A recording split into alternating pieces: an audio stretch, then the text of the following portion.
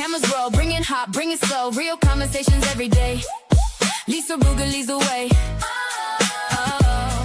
Yeah, yeah. Laugh together, learn together, scroll through every kind of weather. Every story has a place. Welcome to this amazing space. Turn it up, we're going live. Feel the energy come alive. Welcome to the Lisa Ruger Show, where the good vibes always grow. Real people, real life, let your spirit glow. Everybody knows it's the Lisa Ruger Show. Hands up high, reach for the sky. This is where our voices fly. Together we're stronger than we've ever known. Welcome to the Lisa Ruger Show. Ruger Show. This is the Lisa Ruger Show.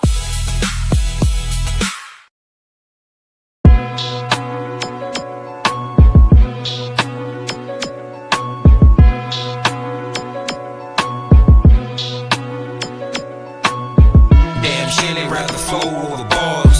Fuck the challenge, you already know who's the hardest. From another, but it's still brotherly love. We in the community, don't get it fucked up. Either way, shut them down or shut them up. No fucking way, they fucking down and fuck them up. They know the play switches down, they switching up. We the community, don't get it fucked up. Either way, shut them down or shut them up. No fucking way, they fucking down and fuck them up. They know the play switches down, they switching up. We the community, don't get it fucked up. Fuck what happened in the past, I can only change the future. I ain't crypto, don't push blood to the shit in neutral. 2, 2, 3, flip that triple double. They call me Bobo, my brother Lil Double. That Chevy J straight enough, then but trouble freestyle before the rain, so I can throw in some rebuttals. All that rapping sounding fast until you run into some knuckles. It's still belt the ashes, you gon' run into a buckle. Bang, bang with the Smith. I said his name is nameless. Bullet for every brain cell, leave your fucking brain dead. Introduce myself like, hey Arnold, I am Wayne here. It cost to be the boss, I paid it for you do the payments. Killing all these rappers I buried, I work the grave shit. Shit is in the back of my head, I'm in the matrix. I agree, you're not average, go back to basics. Tear die, welcome me back, I'm on my main shit. Either way, shut them down or shut them up. No fucking way, they fucking down and fuck them up. They know the play switches down, they switching up. We the community, don't get it fucked up. Either way, shut them down or shut them up. No fucking way, they fucking down and fuck them up. They know the play switches down, they switching up. We the community, don't get it fucked up. I'm plugged in, I ain't even wasting energy. Bill high, running up the electricity. You whack rappers, you have now reached capacity. Be sexy, no wonder it's attracting me. You rap like this, think about it, wouldn't be a 10th. Chill mile to a China's me, giving you an inch. Need the Tower Babylon, it's who you up against. You got the 7 p.m. before the purge commence. Nobody shots our leg warmers, we all head hunt. Who's top and who's bottom, we got big bumps. Or get stomped into the ground, we got tree trunks. The people on the bus go up and down, we got speed bumps. It'll give you 7 concussions, I call it Steve Young. They already say how I kill, this just a rerun. If you look too large in the small, we need a medium. Of course I throw dirt on your name, that's how you bury him. Either way, shut them down or shut them up. No fucking way, they fucking down and fuck them up. They know the play switches down, they switching up. We the community, don't get it fucked up. Either way, shut them down or shut them up. No fucking way, they fucking down and fuck them up. They know the play switches down, they switching up. We the community, don't get it fucked up. Damn shame, they rather flow over bars. Fuck a challenge, you already know who's the hardest. From another, but it's still brotherly love. We the community, don't get it fucked up. Damn shit, they rather flow over bars.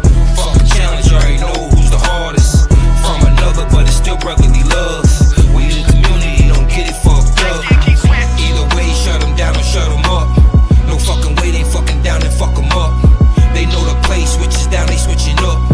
We the community, don't get it fucked up. Either way, shut them down or shut them up. No fucking way, they fucking down and fuck them up. They know the play switches down, they switching up. We the community, don't get it fucked up.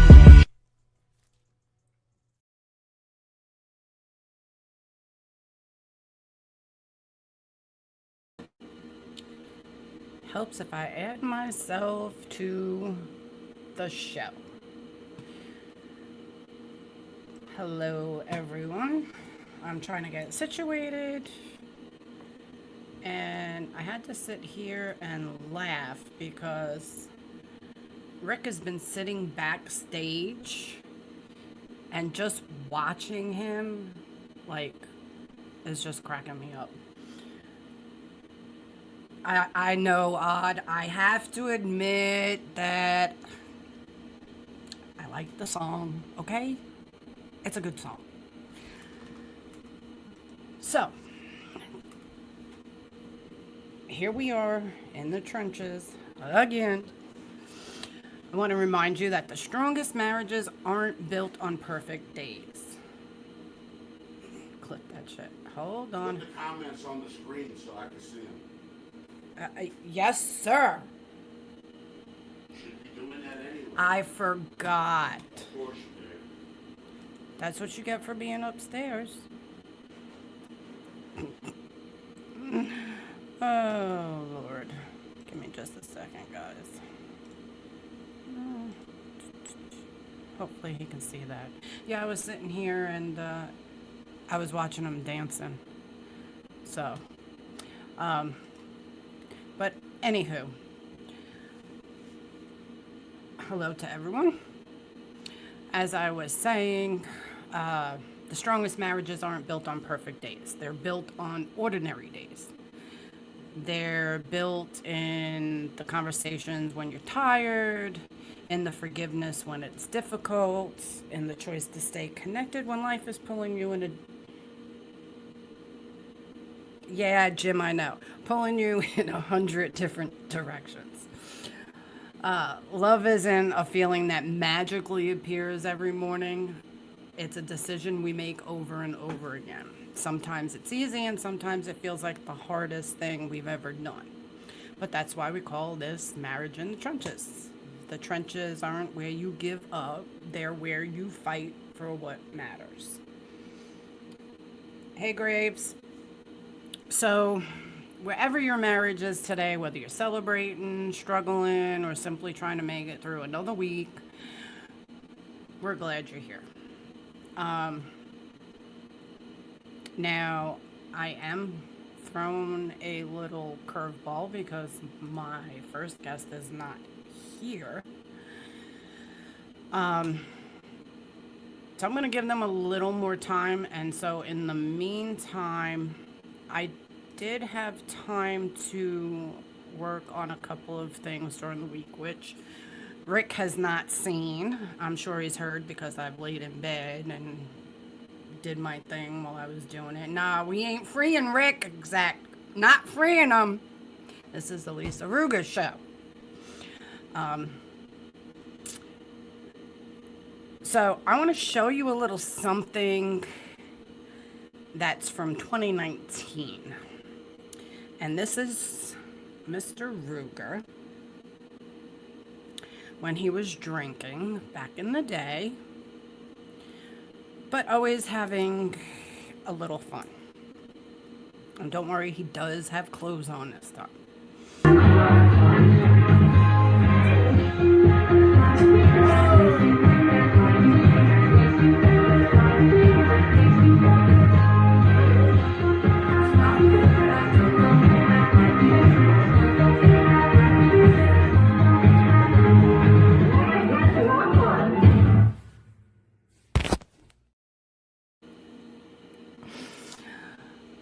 As you could see, he wasn't always fat. So I had to throw that out. But let's go ahead, and I am going to, as I said, he hasn't seen any of this that I did. I kind of redid some of the videos for some of his songs. So let's go ahead with that while I'm waiting to see if our first guest is going to show. Late nights walking through your door. You know what I'm asking for. I need you to bring me high. Dear Lord. Bring me higher. Dear Lord, please save Bring me. me high. Save me, Lord. I just pray that the Lord watches over my kids as the blood of the Lamb washes over my sins. Try to find a way to forgive me for all that I did. I got 13 reasons why, and they're all in the crib. Life's a trip, like I'm walking a tightrope. If I lose my grip, it's coming from my throat. So I sit in the dark at night and I smoke. I can see the disease start to progress, and I know every day that goes by, it's harder to stay sane. And I don't know why, it's harder to make a change. Can't stand in the mirror now, I hate my face. Devil working hard, trying to shake my faith. Bloody visions in my head are getting laid to waste. I wish there was another way, but that ain't the case. Time to pay for my sins, cause I ain't no saint. So free me from this burden, please take this weight. Bring me higher, Lord. Bring me, take me higher, Lord.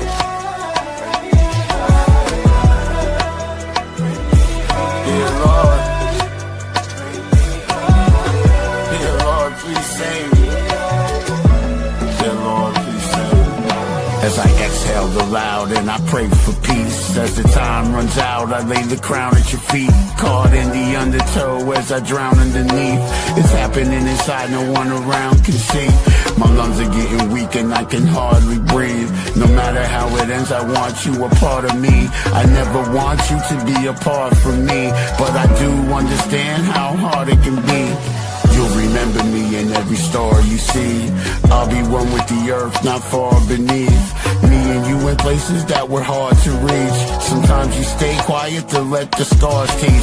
Sometimes you stay quiet to let the art speak. At times the third eye misses what the heart sees. I have seen enough to know you can part seas. I will wait for you throughout all eternity.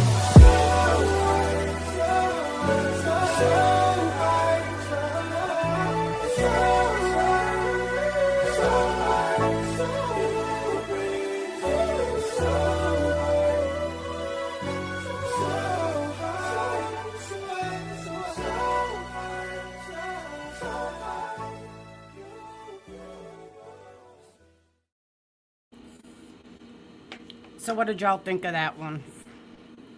That actually, was that one? No, not that one. It's a different one. A different one that I'm going to play was actually on my memories that he actually did it 4 years ago. What's up, Matt? And like I said, he hasn't seen any of this. Thanks, Kilo. So let's go with the one that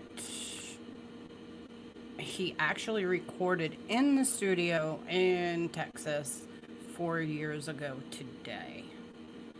This one had no video to it at all.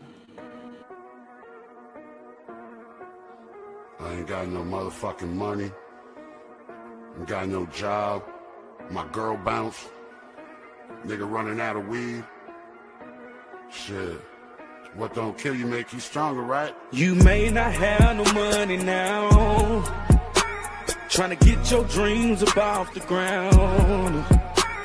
You might be having sleepless nights. You may be asking God why, but things gon' get better. I know you're fed up, nigga, don't you give up. And I know you work hard, no matter where you are, grinding forever. Cause what don't kill you makes you stronger. Cause what don't kill you makes you stronger. What don't kill you makes you stronger. Cause what don't kill you makes you stronger. I've been broke for so long now, but somehow I'm still grateful. But I really think I need to slow down, cause right now I'm feeling real hateful. Things go bad and I get the double pump. My motherfucking bag, yo, I'm leaving niggas slumped. Pulling down my mask while they bleeding in the trunk. Pulling off on niggas blowing weed in my lungs. Where I'm from ain't no motherfucking sunshine. For anybody in this bitch that ever done time. What you doing on your block, cause I run mine. Ain't no motherfucking days off when it's crunch time. Higher than a motherfucker and I'm blowing clouds. Orbiting the planet, never coming down. Had to run it through the mud once just to wear the crown. Did it all alone, you were not around. around. Every time you fall down, you never hear a sound. There's never anybody there to help you off the ground. Sometimes I just lay there looking at the stars, thinking about myself and who I are. Cause what don't kill you makes you stronger. Cause what don't kill you makes you stronger. What don't kill you makes you stronger. Cause what don't kill you makes you stronger.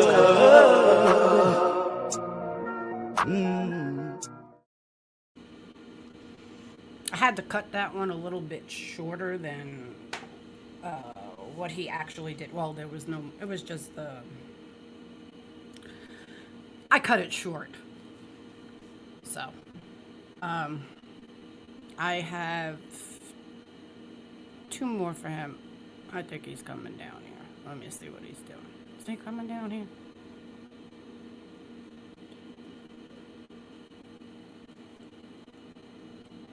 Nope, he's not. Okay. So 2 more. Let's go. It's in. Oh my god, it's in.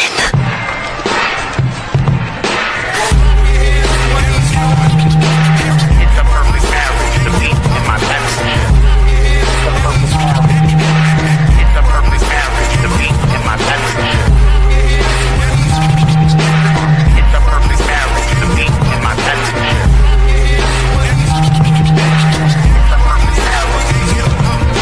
I'ma never put the pen down that I'm holding, it's lethal. Enough ink to open the whole ocean beneath you. You'll be drowning in the truth, that's how I defeat you. Before they can reach you, the 40 cows eat through.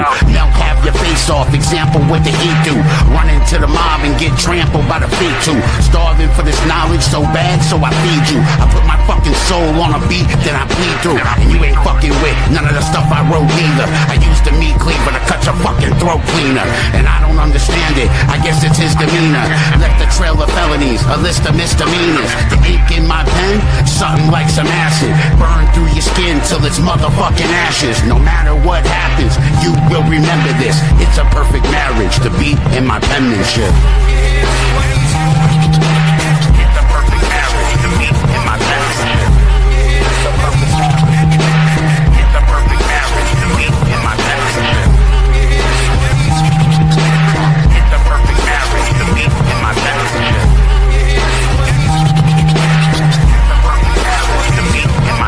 I think it's Armageddon, so I roll with the Messiah. I'm so sick and tired, I will open fire. I'll shoot you in your face, and I'm not speaking figuratively. I'll shoot you in the face, I mean that shit literally. I know that when they spit at me, they're trying to disfigure me. But when it comes to spittery, I am the epitome.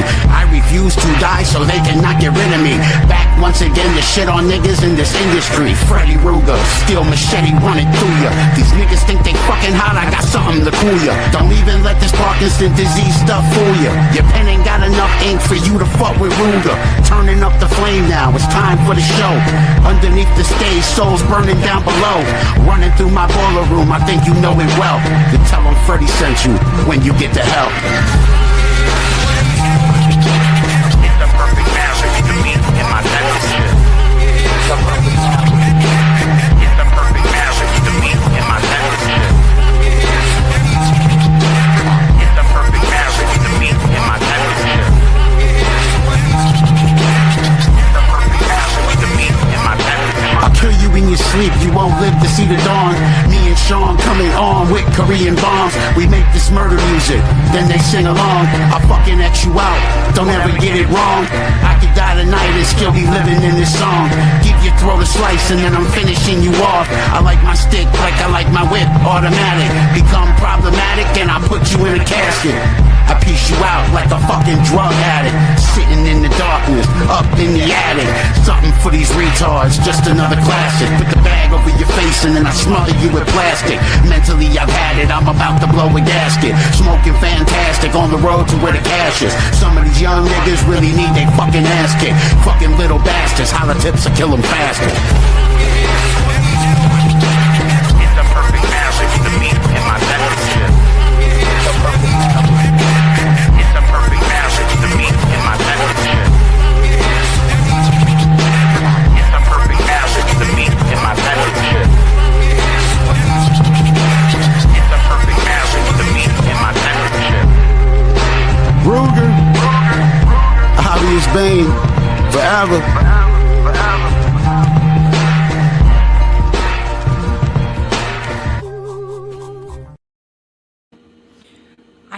say, that actually is one of my favorite songs. It's one of his friends that did the beat, and I just really like it. Okay, so there's one more, and I guess then we're gonna just bring Big Fat Rick on because, you know, it is what it is. So this one did have a video, but I just wanted to update it and redo it. So.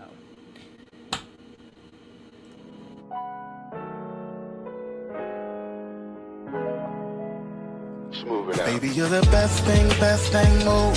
Baby, you're the best thing, smoke. Baby, you're the best thing that ever happened to me. Baby, you're my good thing now. You gon' be my good thing forever. Baby, you're the best thing that ever happened to me. You are. You're the best thing that ever could have happened. Others may have had it, but they was just capping. Ain't worried about your ex, dude, it's just a has-been. It's hard to imagine, but he folded like a napkin. When it comes to me and you, I felt it from the start. She lights a path for me when I'm in the dark. Got in the way for us like a pair of headlights. And the head right, you know I'm there at night. She's the sunny day that comes after the rain. She's the drugs in me that take away the pain. Had to taste her love and now I'll never be the same. I can feel the heat burning between us like a flame. She's a work of art, proof of God's perfection. Knew it from the start, lost in her affection. Never seen anything as strong as our connection. I can never live without her, this is my confession. Baby, you're the best thing, move. Baby, you're the best thing, smoke. Baby, you're the best thing that ever happened to me. Baby, you're my good thing now. You gon' be my good thing forever. Baby, you're the best thing that ever happened to me. You are nothing short of a blessing from the Lord. Parts of me were missing, but I guess they've been restored. I have become helpless, trapped in your allure. This world tried to poison me, but you were the cure. She never has to fear when we're together in the night. I never let her go now, that's when I hold her tight. Moving with the flow now, like the words I write. Who knows where we go now? Another curve in life. As long as she is with me, then any road is right. Mistreated by her exes, and I know you know the type. She was looking for a change, found a king without a queen. I was walking through this world blindly without a dream. She put it in perspective, now I understand the meaning. Done with all the cheating, because that is so demeaning. As the sun slowly sets, passes to the evening, like a love song from Jodeci. She got me thinking. Baby, you're the best thing, move. Baby, you're the best thing, smoke. Baby, you're the best thing that ever happened to me. Baby, you're my good thing now. You gon' be my good thing forever. Baby, you're the best thing that ever happened to me. You are my everything, you are my life. My one and only, so I made you my wife. I never really thought lightning could strike twice. All it takes is a simple touch to get me enticed. I keep a little place for the words not spoken, because the way you're moving now is really thought-provoking. You have no idea about the things that I am thinking, reminiscing of the first time sitting here drinking. The liquor's in my liver, but you are in my soul. She keeps me warm at night, I never shiver when it's cold. The vibe is so strong, I must have knew her in a past life. I was just a dude in the dark without a flashlight. Illuminate the darkness, charted out the course. Showed patience cause my heart was ripped out before, broken into pieces. She really helped me mend. I will always love you from now to the end. Baby, you're the best thing, move. Baby, you're the best thing, smoke. Baby, you're the best thing that ever happened to me. Baby, you're my good thing now. You gon' be my good thing forever. Baby, you're the best thing that ever happened to me. You are.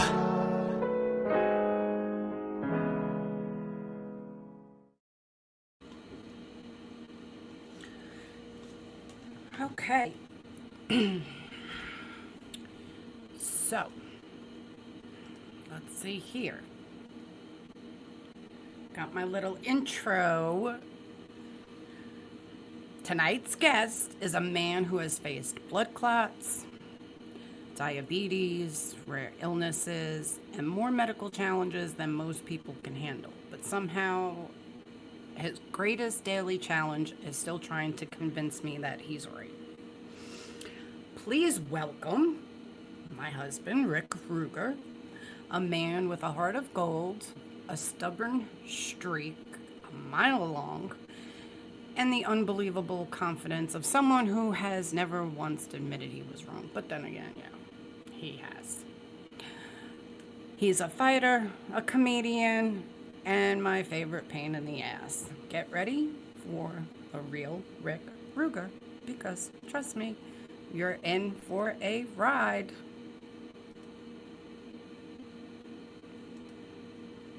Yo, what's going on? Hi. Whoops. Yeah, we got whoops.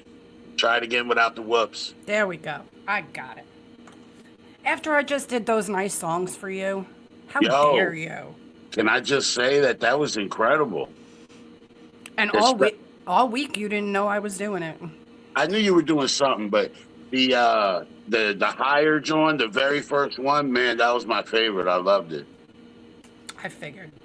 I was going through your YouTube and I was like, whoa, this is old and this doesn't have many views and it doesn't have a video and I'm sitting here, so let me go ahead and do that. So now you're in the hot seat, bud. Yeah. Okay. Yeah. And somebody get Jeeves, because I told Jeeves I think he was looking to see the show, and I told him it would be like 8:30, not knowing that my first guest would not show. So somebody Did you ever hear anything? Negative, and that was 45 minutes ago. So Okay. All right. whatever. How's everybody doing out there? I can't see the chat because I left my phone downstairs. So I don't know who's all here, but thank you to whoever's here. Don't you have it on the TV? I do, but I can't see who's in here. I put it on the screen. All I can see are the comments, babe. I can't see how many people there are or anything like that. Okay. So, yo, shouts out Maj, Kilo, Matt, BDR. It's the whole family. Lufkin. Exact. Lovekin. What's up? Yo, Jim. Okay, so I have a lot of questions for you. Go ahead. Can I just say that I have my brother Jim in my phone under something that he probably would hate. He's in my phone under Jimbo.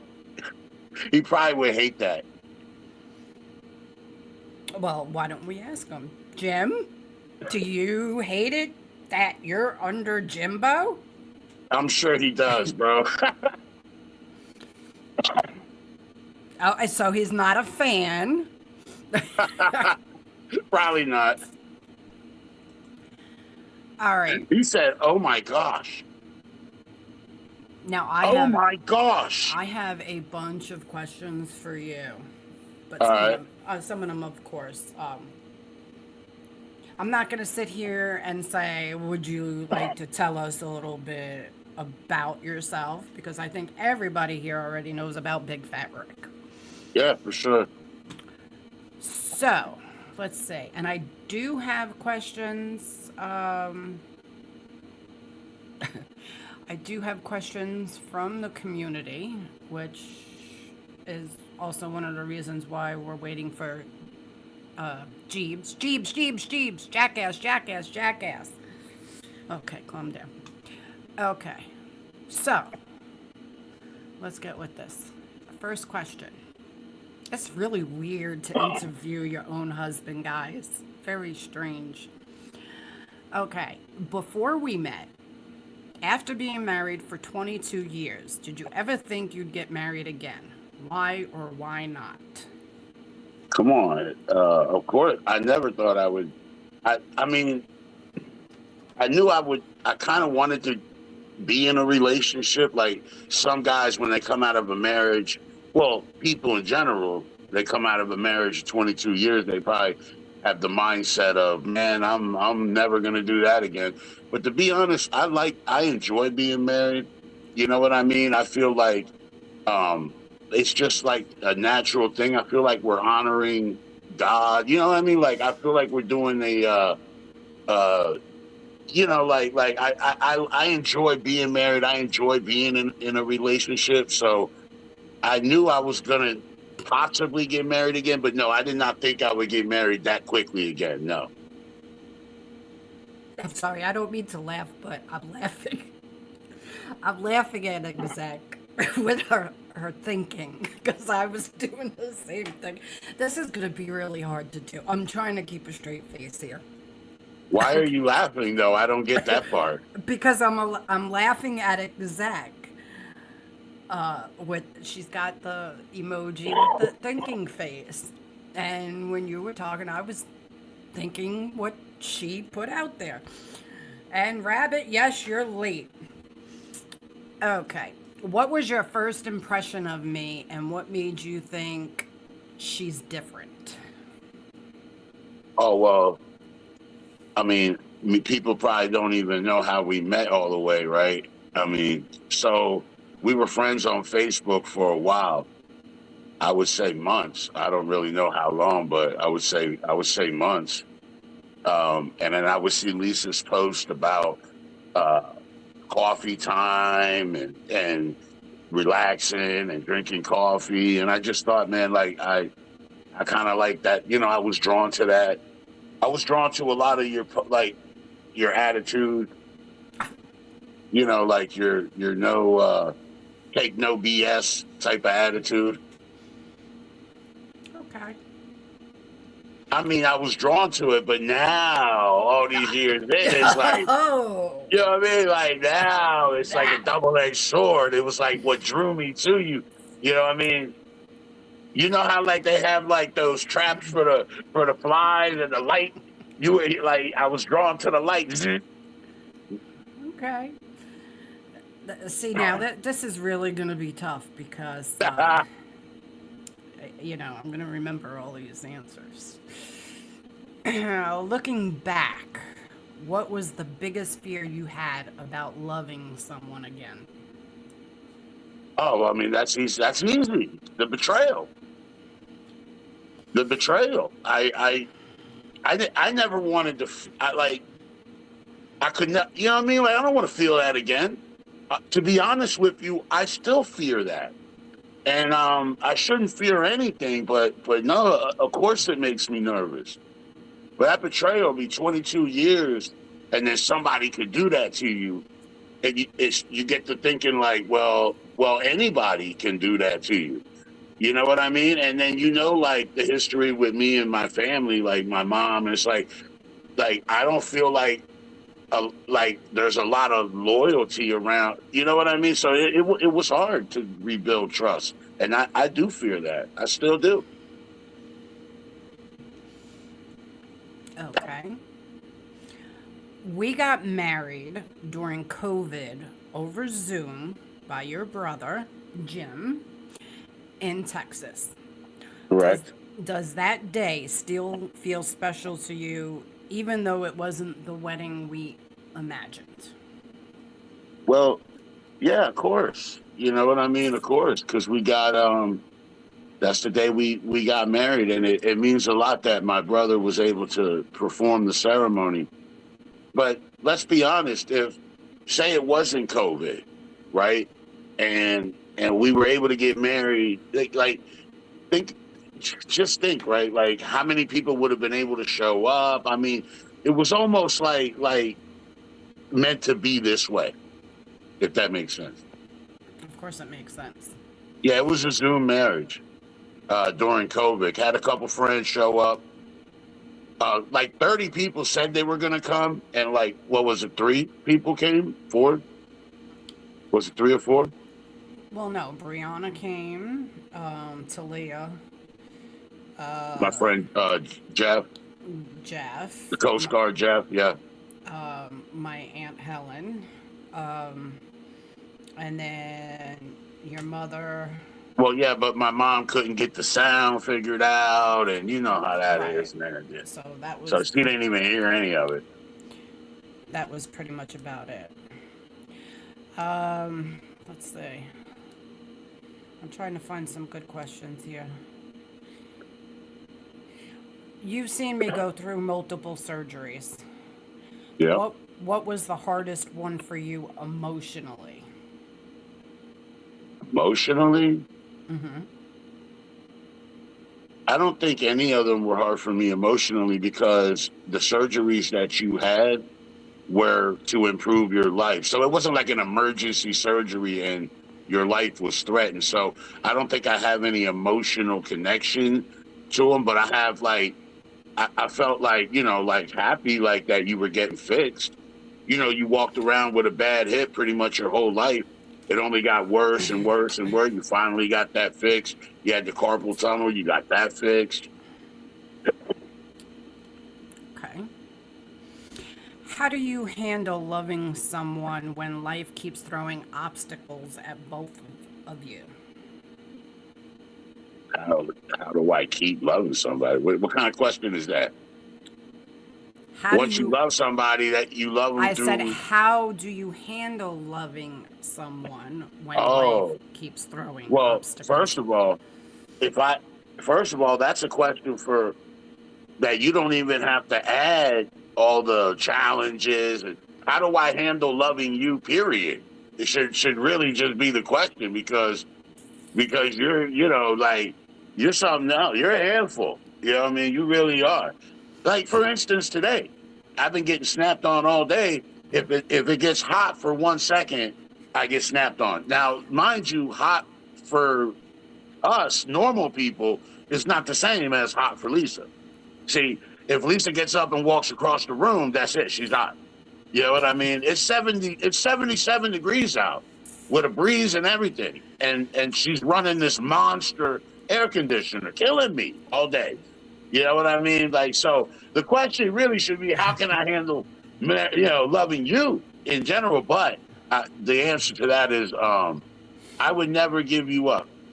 I would never give you up because you've already proven that you would save my life, and me and you have already been through, I think, more than the average couple, that have been together as long as we have. I mean, we were able to build, work together.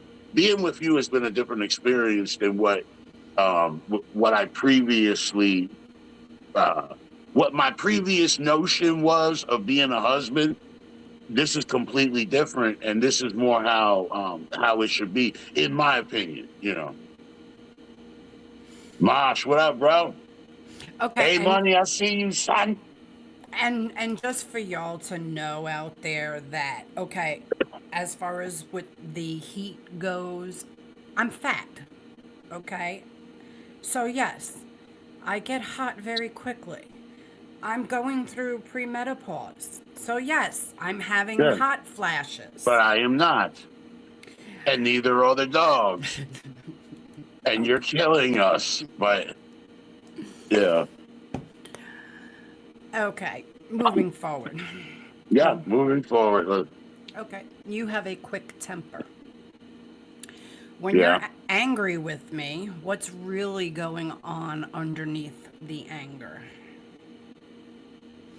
What's really going on beneath the anger? Yes. Well, I would say more anger.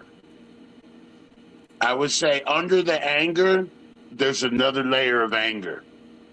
And then there's a level of grumpiness. Jeeps! You know what I mean? That was really loud and weird. Sorry. Oh, goodness. Go, Jack. All right, let me see what else we have here.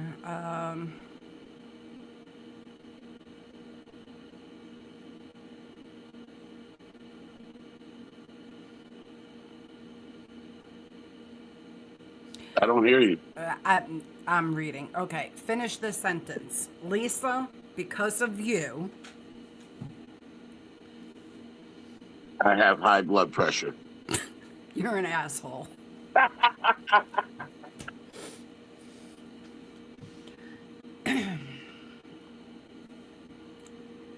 He is the new jackass. Jeebs, you can now have your name back. I am now giving Rick jackass. You've been calling me that for 7 years, so I mean, Oh, I've been calling you a lot worse than that.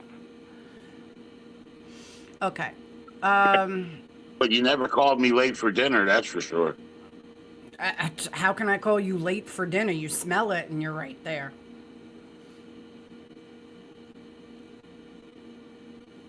For real. We had those ribs in the crock pot the other day. I was standing over those ribs like Michael Myers for like 4 hours. Ain't that the truth? How has stiff person syndrome affected you emotionally, not just physically? Oh man.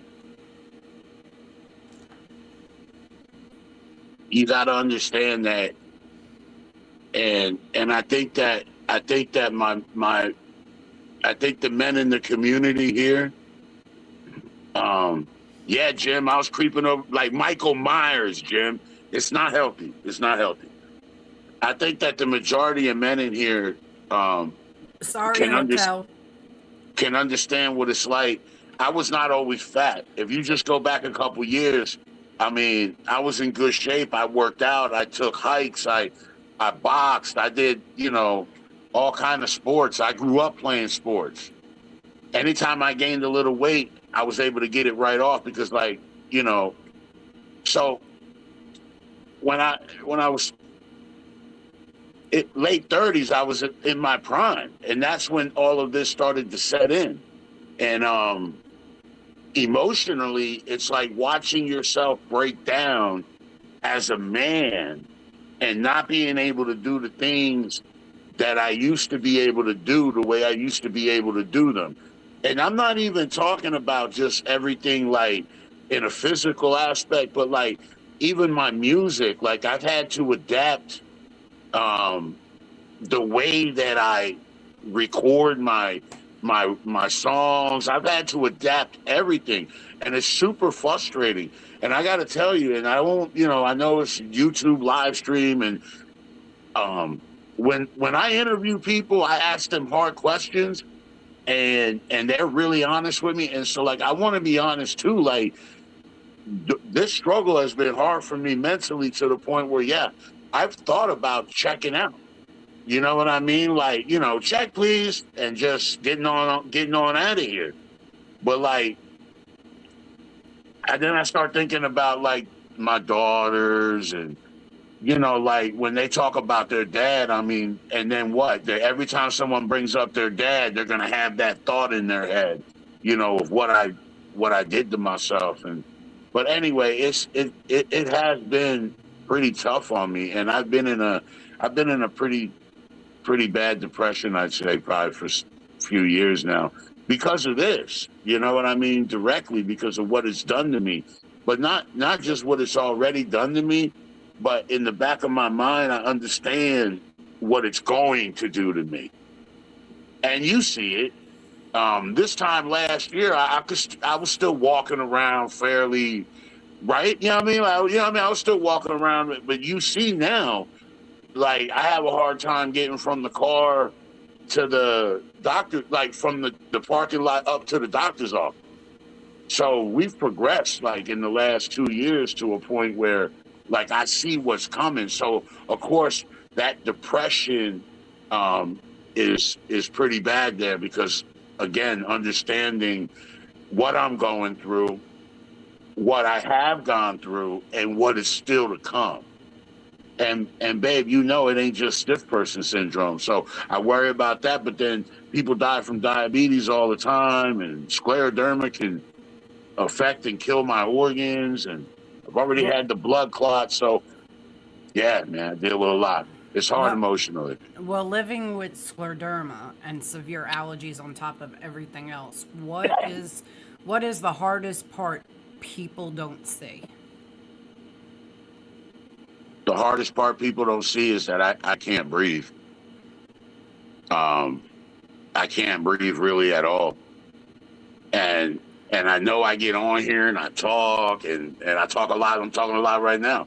But I've adapted a new way of breathing. You know what I mean? Like it's crazy, but I've had to adapt a new way of breathing. And I guess that's what it would be, is people don't understand. And babe, you know, that's just one of the, but yeah, if I had to pick one, I would say I can't breathe. And last year, you survived blood clots in your lungs and neck. Did that experience change your perspective on life or our marriage? It did not change my perspective on our marriage, because you had already proven that you were the type of wife that would never leave my side. And when, you know, when they put me in there and they told you to go home and you were like, no, and you fought them and you stayed anyway and all that, like, so no, I already knew like the type of wife that I had. So it didn't change my perspective in that, like on our marriage. But on life, babe, on life, it kind of reminded me though, but you know, we could just go, and at any moment, you know what I mean? We could just go. So, you know, yeah, it changed my perspective in that way. What gives you hope on the days when your body feels like it's working against you? What gives me hope on the days that I feel like my body is working against me? You know what gives me hope? Jesus Christ. That's what gives me hope. Above all, Jesus Christ. And then I look at my strong wife. I look at my daughters who are strong, who are really doing a great job in life in general, you know? So those things keep me going. But above all, I would say my faith, man, like my faith. Because I know, babe, I know I'm going to be okay no matter what happens here. You understand what I'm saying? And it's a freedom that I wish that all of you felt. And I wish that, and I want that for y'all so bad. But no matter what happens, babe, no matter what happens to me right now here on earth, I'm going to be okay. And trust me, when you have that, it's like, yeah, whatever. That's why every day when I interviewed Matt and whatever, and it was like, every day is something new, right? He alluded to that. Somebody else said that too. Every day something new, babe. I wake up every day something new, right? Look at my leg right now and all that. It is what it is, but I'm gonna be okay, and I know that. That's what keeps me going. I have to laugh at Jeeves. Okay, let's move on. Music has always been part of who you are. What does creating music do for your soul? What does creating music do for my soul? I feel like music is my soul. You know what I mean? Like, I don't know. I've always been a writer. I was a little kid. I was writing. They had a newspaper thing in my school, and they published everything that I wrote. And then when I was like 10, I fell in love with music, and the two things just came together. I was already writing, the love of music, boom. And I just can't remember a moment in my life where I wasn't thinking music. I wasn't, revolving around music. I literally have been put here to do music. That's what it feels like. That's what it feels like. So what it does for my soul is it's therapeutic. It's just a line of communication. It's a form of journaling. I get so many things out of writing and recording a song, especially if it's a good song and people and people give me good feedback or whatever. Yeah. So yeah, music is life. When stiff person syndrome slowed down your ability to perform, did you ever grieve that version of yourself? I'm still grieving it today, and that's what's wrong. You know what I'm saying? I'm still grieving it today.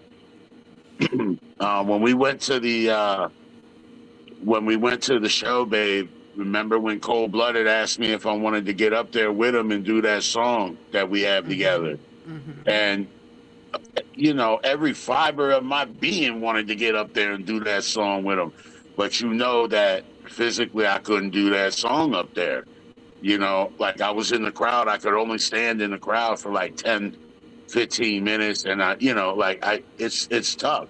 So I mourned it that night. How long, it hasn't even been that long.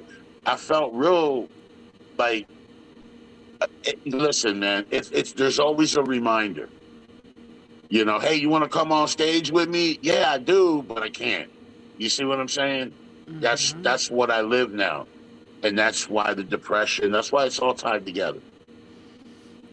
What inspired you to create Rick Ruger Reviews, and what impact do you hope it has on underground artists? Okay, so back in the day, before YouTube had before you could go live on YouTube and all that, there was we had a community on here of rappers. I have another channel that I cannot gain access to, and on that other channel, I played some of the music. I have like 3,000 something subs or whatever. We were doing it back in the day.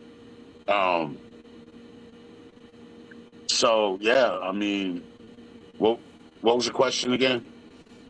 The question was, what inspired you to create? Oh, to start. So I was already doing it. I had already enjoyed reviewing music, because then they had like this radio thing. I forget the name of it, but on that other YouTube page, the videos are posted of me reviewing music, and I'm talking about 15 years ago, 17 years ago. Okay, I was reviewing music that, people from YouTube would send their songs in, and we would play them. Same thing I'm doing now. In fact, you know what? I'm gonna play some of those links on the show tomorrow so people can see. You know what I mean? People would call up and all that shit. So I've always been interested in reviewing music. Now, what inspired me now is that I started to send my music to other review channels, and boy, was I disappointed. They want to fleece you. They want to put down on you. They want you to pay money, like all kind of money, and then they want to cut your stuff off 30 seconds in, so that they could get another one in there. And listen, and then other people had a style of review that was corny to me. You know what I mean? You had people reviewing hip hop music and I don't know, man. So I just decided that I think I could do it better, because since I had already been doing it, I wanted to do it my way and start a community. And everybody knows what my mission was, to help artists that are in the underground that may not, they don't have the means to get out there. Remember when we started this, babe, we would review people that had like very low subs, very low views. Remember, like we would purposely review those people, because that was the mission statement. You know what I mean? We're going to help these underground artists that may not have the economical, way to do it. But yeah, that's pretty much, that was my inspiration. And what impact do you hope it has on the underground artists? Well, what I hope is that artists that are still learning their craft, or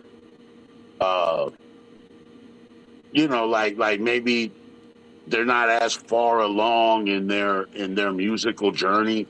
What I hope to do is help them create better music. You know what I mean? Because look, I want to help artists, but ultimately, I want to help the state of hip hop too. This thing that I grew up with, this thing that I credit with saving my life at times, you know, this whole thing, it's not in a good state right now. So my mission is to help the artists and then help them put out better music and try to turn this hip hop, the state of hip hop around. Look, I'm one person, but it's worth a shot. Okay, and my last question before I get to the community's questions. If this were, what's that baby doing? For being annoying. Well, why'd you bring her up there? I didn't. She came up there on her own. She missed her daddy. If this were the last interview you ever gave, Come on. what message would you leave for your fans, your family, and for me?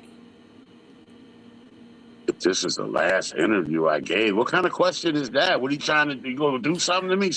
You gonna do something strange to me after the stream? You never know. If this is my last interview, what the heck? If this were the last interview you ever gave, what message would you leave for your fans, your family, and for me? Jim, hush it.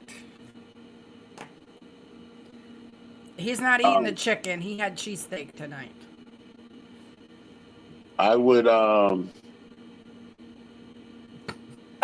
everybody. I would just want everybody to remember what we were trying to build and to continue.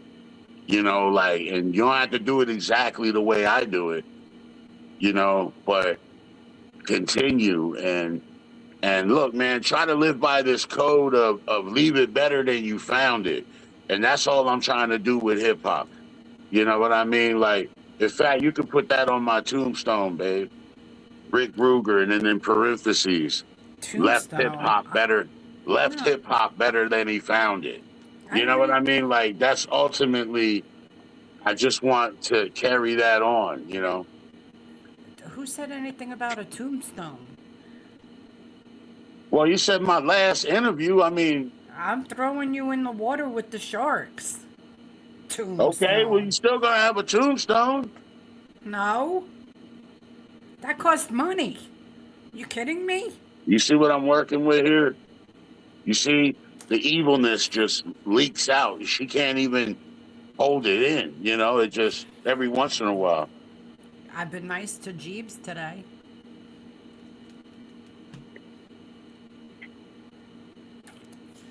Okay, so now I have community questions.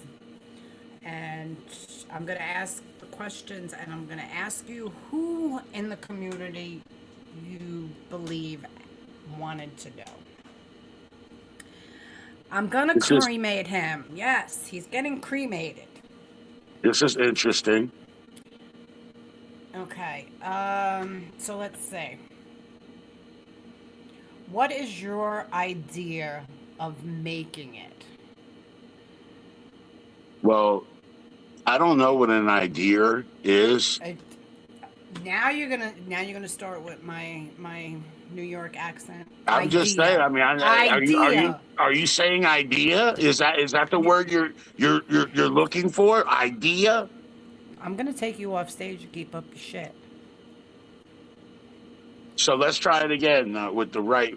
No, now I'm not doing it. You know what I meant. You know what I meant. So, what's your question? What is your idea of making it? My idea of making it? Yes. I guess when enough people, when you could get your message heard by enough people, that's what I would consider making it. I wouldn't.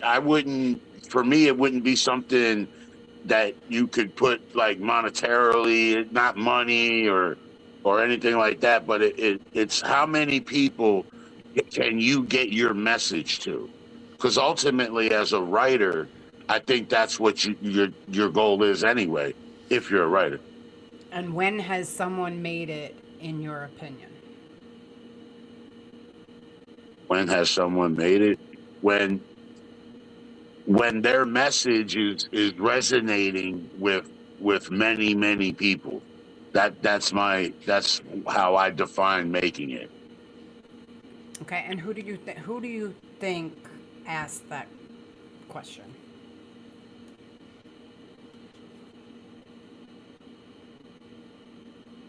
BDR or Odd? Odd, very good. I knew it came from the sample family And how did you know that? because I know them. Okay. Because I have kept all questions away from him, so he does not know. And let's see. I'm going to keep going back and forth, and let's see here. How did you come up with Freddy Ruger and then switch to Rick Ruger?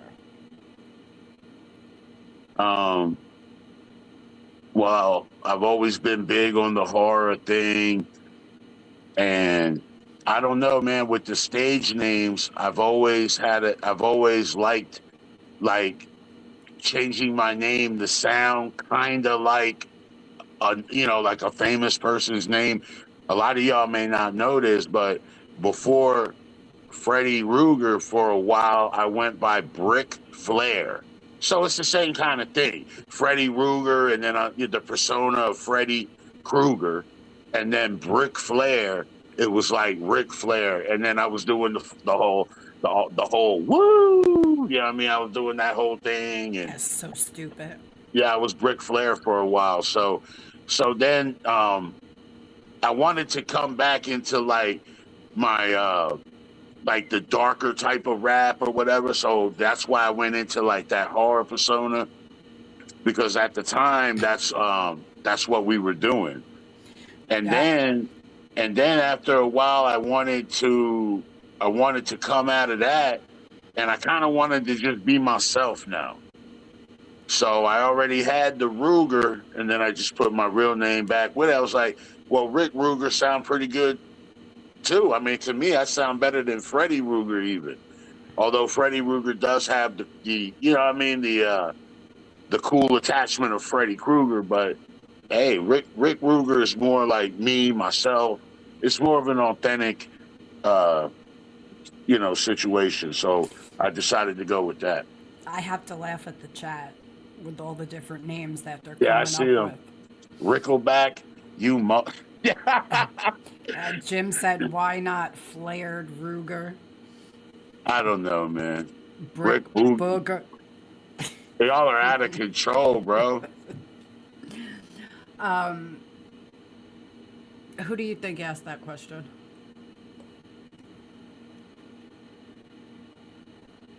Odd? No.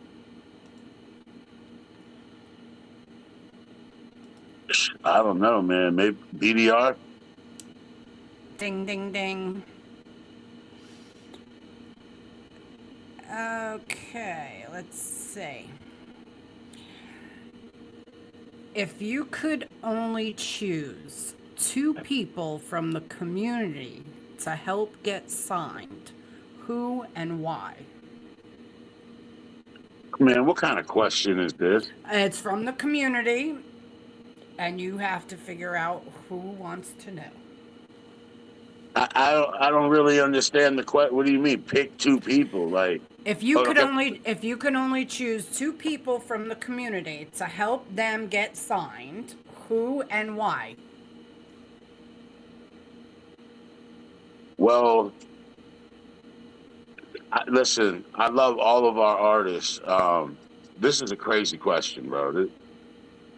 So most of our community is signed to to local labels and different stuff like that. I mean, you got BLI. Jeeves is with Rampage Records. So and Chrissy's BLI. So if two people, so it would have to be outside of that. Hey, hush.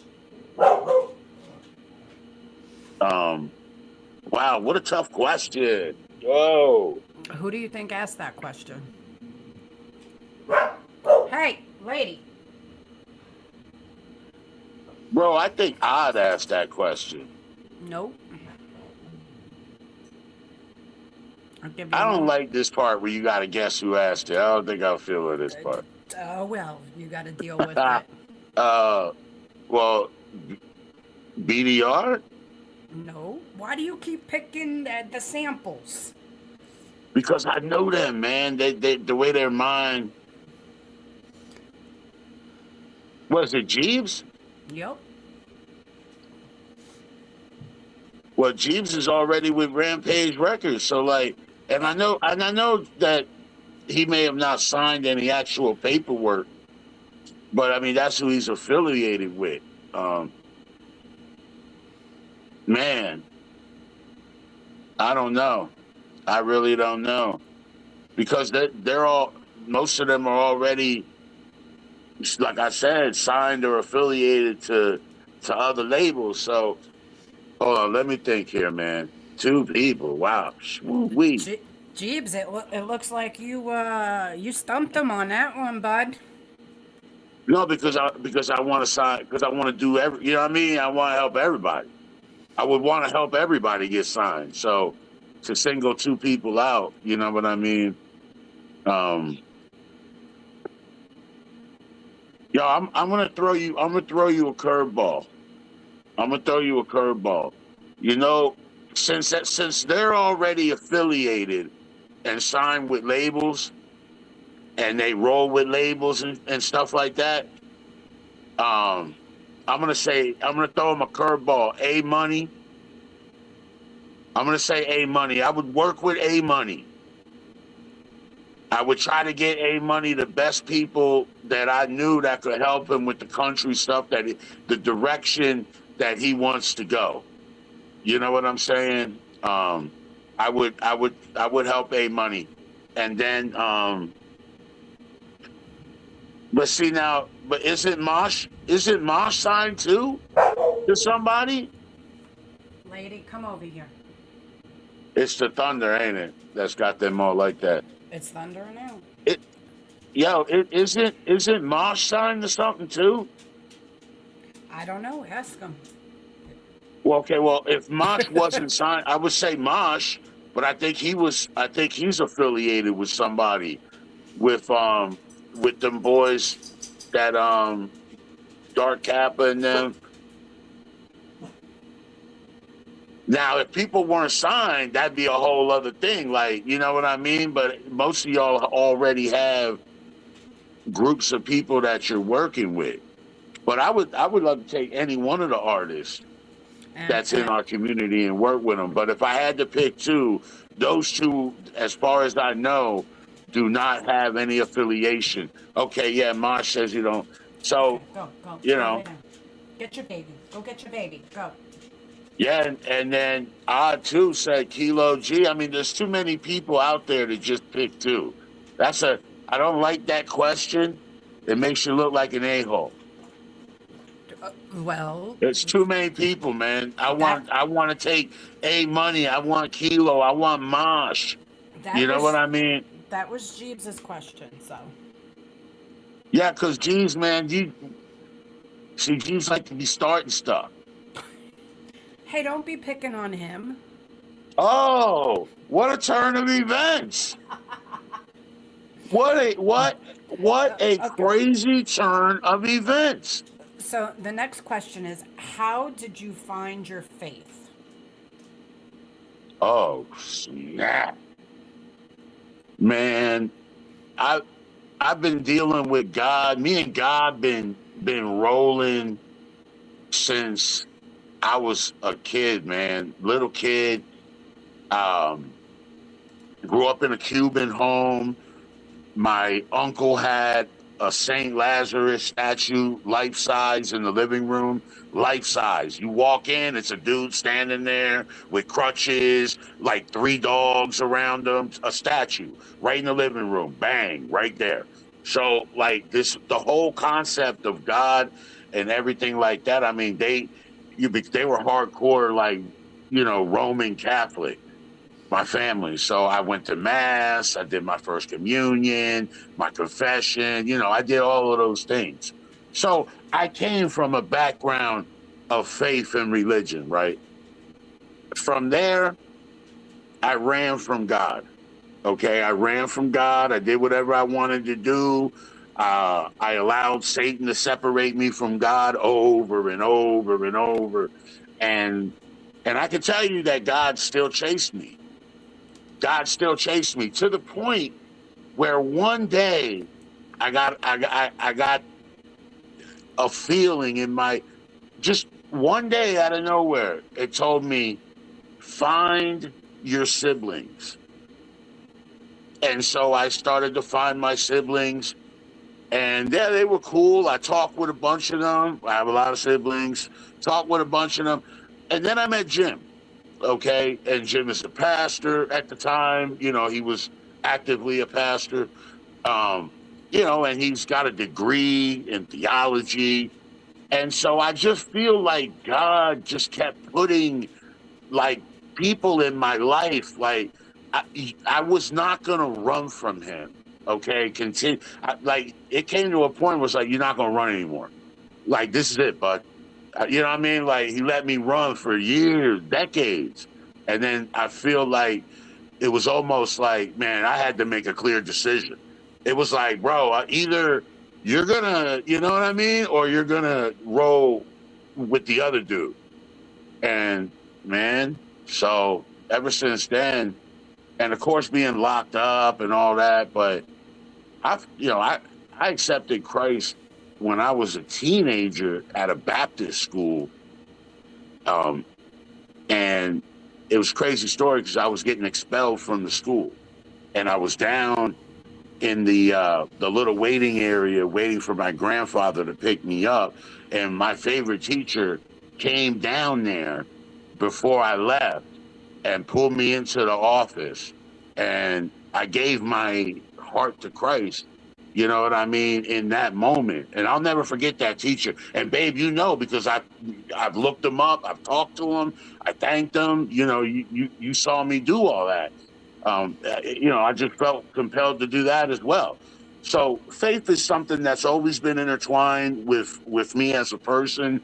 And lately I've just decided that I'm not going to let Satan separate me from God anymore. Okay, God has a clear plan for me. I'm starting to realize it. And that's it, man. I'm not looking back. I'm not looking back. Who do you think asked that question? Bro, I'm going to say PDR. Ding, ding, ding, ding, ding. Got him. Okay, let me see. Shouts out BDR. Hey, is there a charger up here? Yeah, but it doesn't charge that great. Why, my phone dying already? 14. Okay, It's okay. I'll just put it on the charger. I'll take a break for a minute and I'll run it up. I'll put a song on and then we'll get back to the questions. Okay. All right. Let's take a break for a second, guys.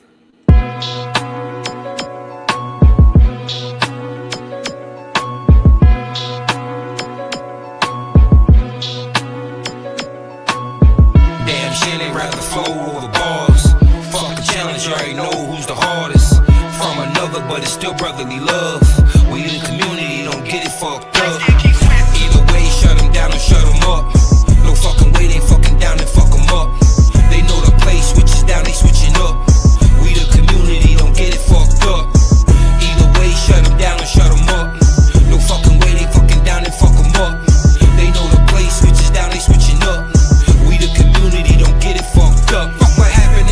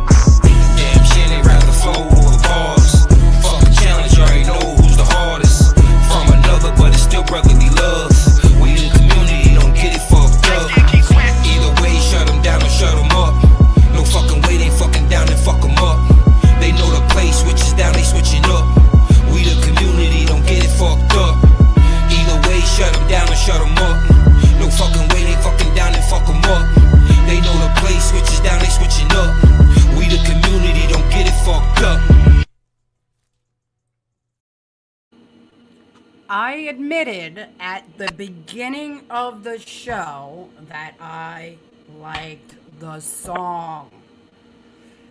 So, of course, I'm going to dance to it. Okay, so we guessed who that question was. All right, next question.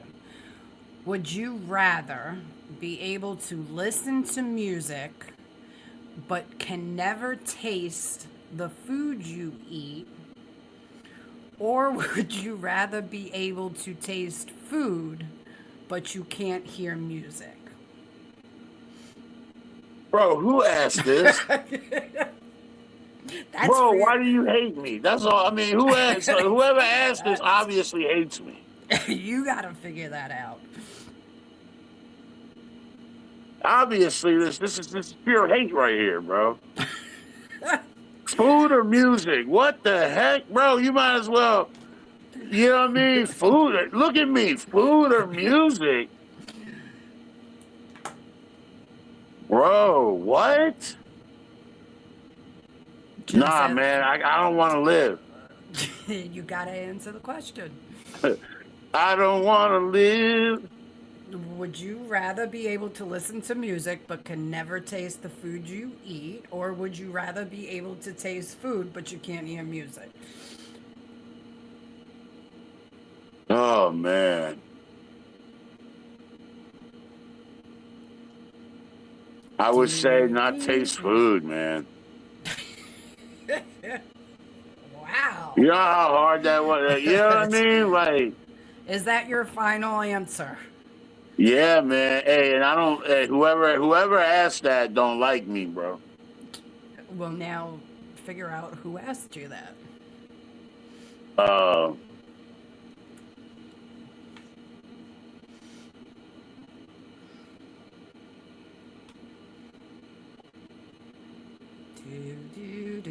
That's even, I think that might be odd. Ding, ding, ding, ding, ding. Yeah, I was gonna say that might be odd right there. Yep. Yeah, poor Odd. I don't like me, bro. That's not true. Nah, man, it gotta be true. Bro, dude studied me, figured out the two things that are crucial in my existence, and then used them both against me, bro. He don't like me. Anybody would know that about you. Look at you. See, now there's no need for that. I'm just calling it how I see it. Big fat Rick. Okay. That was a crazy question. Do you like creating music more, or do you enjoy listening to music more? Music in general and submission from review show. Oh man. Well, I would say it depends on when you ask me that question. So you're asking me that question now, and it would have to be probably, man, it's another tough one, man. I would say probably listen to me. I love listening to music since I don't create it as much now. But if you would ask me that question 10 years ago, then it would have been the opposite answer. You know, because I wasn't really listening to anybody anyway. And, you know, right before I met you guys, I was only listening to, like, old school stuff. And now I listen to you guys. So the only people that I'm inspired by in my music, literally, is you guys. So, yeah. But that's a tough question, too, man. I don't appreciate it, bro. And who do you think asked that question? Man, that's probably odd, too. Nope.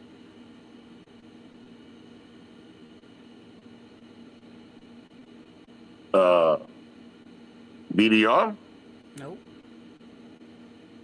I don't know then. It gotta be G. Do you think there's anybody else in the community other than BDR and Baldy? Yo, what's up, hitter? Yeah, I'm stumped on that one. I don't know who asked that. A Money? No. That was from Day One Jake. Oh, okay. I would have probably never guessed that. Okay, let me see here. What is one thing every artist has to have to be considered a great? Well, wait a minute. Are we talking mainstream artists?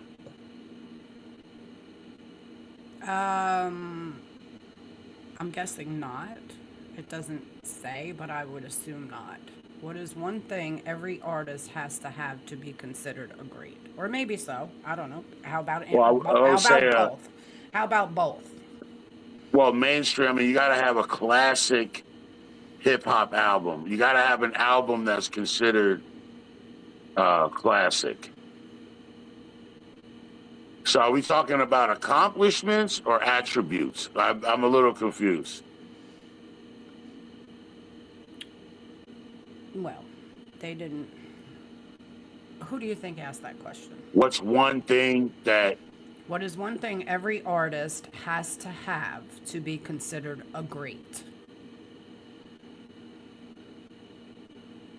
See, I took that as accomplishments, but that's probably meaning more like attributes, like A Money said, like confidence, stuff like that. Okay, I would say they would have to have a good flow, clear flow, so you can understand everything that they say.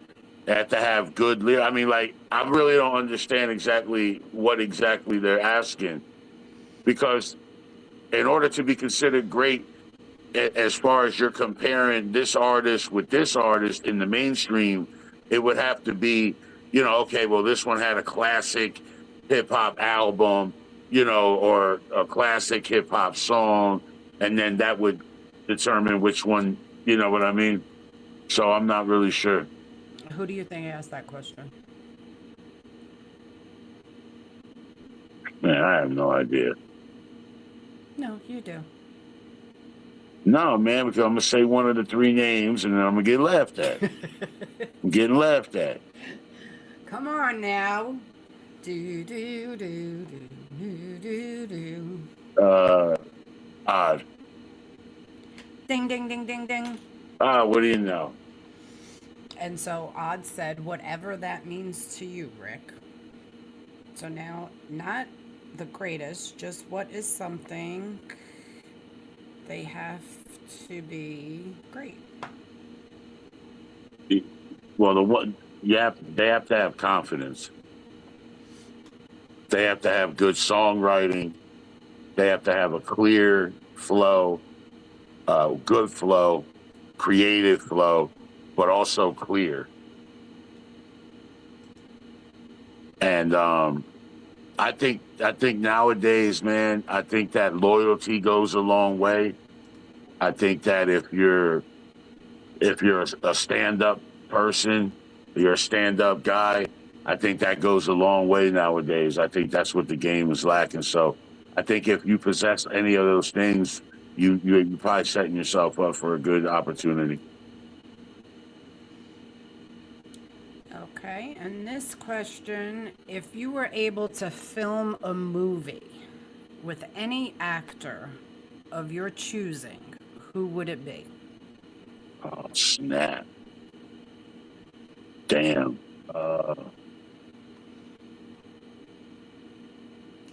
Bruce Willis. And who do you think asked that question? A Money? No. I have no idea, man. That's a good question, though. I'm taking I'm taking 90s, late 80s, early 90s Bruce Willis. But yo, Denzel's a good pick. Training Day era, Denzel, that's a good pick. That was Day One Jake. Oh, Day One Jake. Is he even here? I haven't seen him.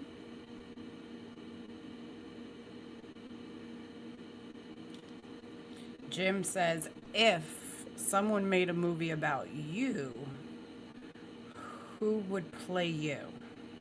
Oh, who would play me? Oh, oh, okay. That's a good question. I would say probably 90s Chris Farley. Something like that. If you wanted to go back further, I'd say 80s John Candy.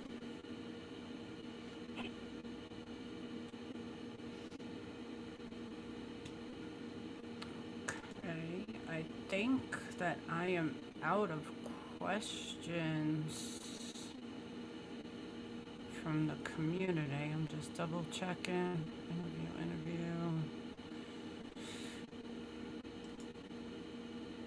So if anybody in the chat has any questions for Rick, go for it. I see a lot of good names up there, though. Adam Sandler, Nicolas Cage, Castor Troy, Castor Troy, Brandon Fraser.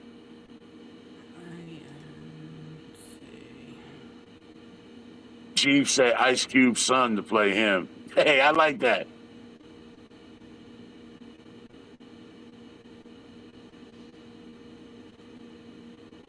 Okay, I am gonna play it. Jim said, what's your goals for marriage over the next 5 years?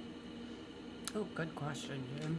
Well, number one, Jim, I think would be to start to recover financially, get back on our feet financially. That has to be probably number one goal over the next 5 years, definitely.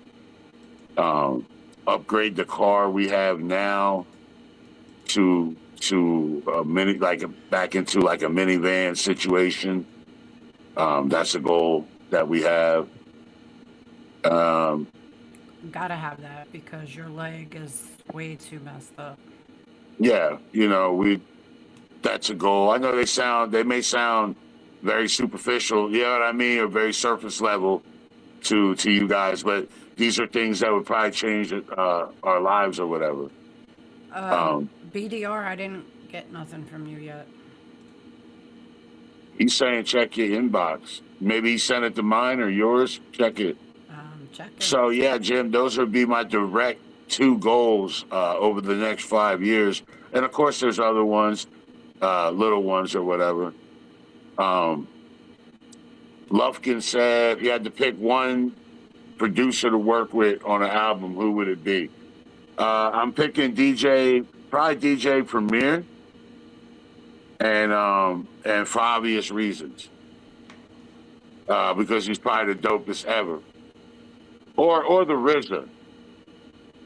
Hotel said, I asked earlier, how do you keep it together? Push being loyal family man in hip hop. How do I keep it together, bro? Okay, BDR. I stand cemented in my faith, bro. I pray at night. You know what I mean? Like, I draw inspiration from y'all too. I'm not gonna lie. Like, when I see y'all excelling and making good music, and that like reinvigorates me, man. Like, you know what I mean? Like, it's like on some superhero stuff. Like, every time I hear one of y'all's like dope music, it's like, you know what I mean? Like, I power up from it. So, no, absolutely, man. That's how I keep it together, bro. I you know what I do? I rely on my marriage. I rely on my community. I rely on my faith. Without those things, brother, I would be gone. I'd be out of here. I promise you, I'd have been out of here if I didn't have those 3 things, those 3 components right now working together in my life, I don't know where I would be. Jim also wanted to know, what about relationship goals between you and me? I would like us to get to a point where we can communicate effectively. Oh, I'm Where, horrible at communicating. Don't talk to me. well, see, I didn't want to say that. I didn't want to say that. I didn't want to say, Lisa, you're horrible because I'm horrible at things too. I just want us to get to a point where we can communicate effectively, where we what happens is we sometimes misunderstand each other and we don't really communicate, and then we get frustrated because then the end result isn't what we expected, or it's not what we talked about, because the communication sometimes is lacking. So I would love for us to get to a point where the communication is at a stable place. Lacking, it doesn't exist because I don't communicate. I don't like people. I don't like talking. You don't like people, you're married to me. I mean, you know what I mean? Like, what? And you are just, I don't know, you just fly off the handle so quickly at things and sometimes twist things around. And then No, they're not twisted around. You just don't understand. Hey, there's questions going, and I'm missing them. Jeebs wants to know. No, before that, there was questions. Well, you answered hotel. Okay, there's more. I'm looking. Okay, Lufkin. Well, didn't you you answered Lufkin, right? If you had to pick one big name producer. I answered that. Okay. So there were no other questions. I don't. Yeah, there was. There's one from BDR. Oh yeah, BDR said. Hold on. Where'd it go? BDR. I'll just put it in chat. You love music, but what other genres influenced your taste?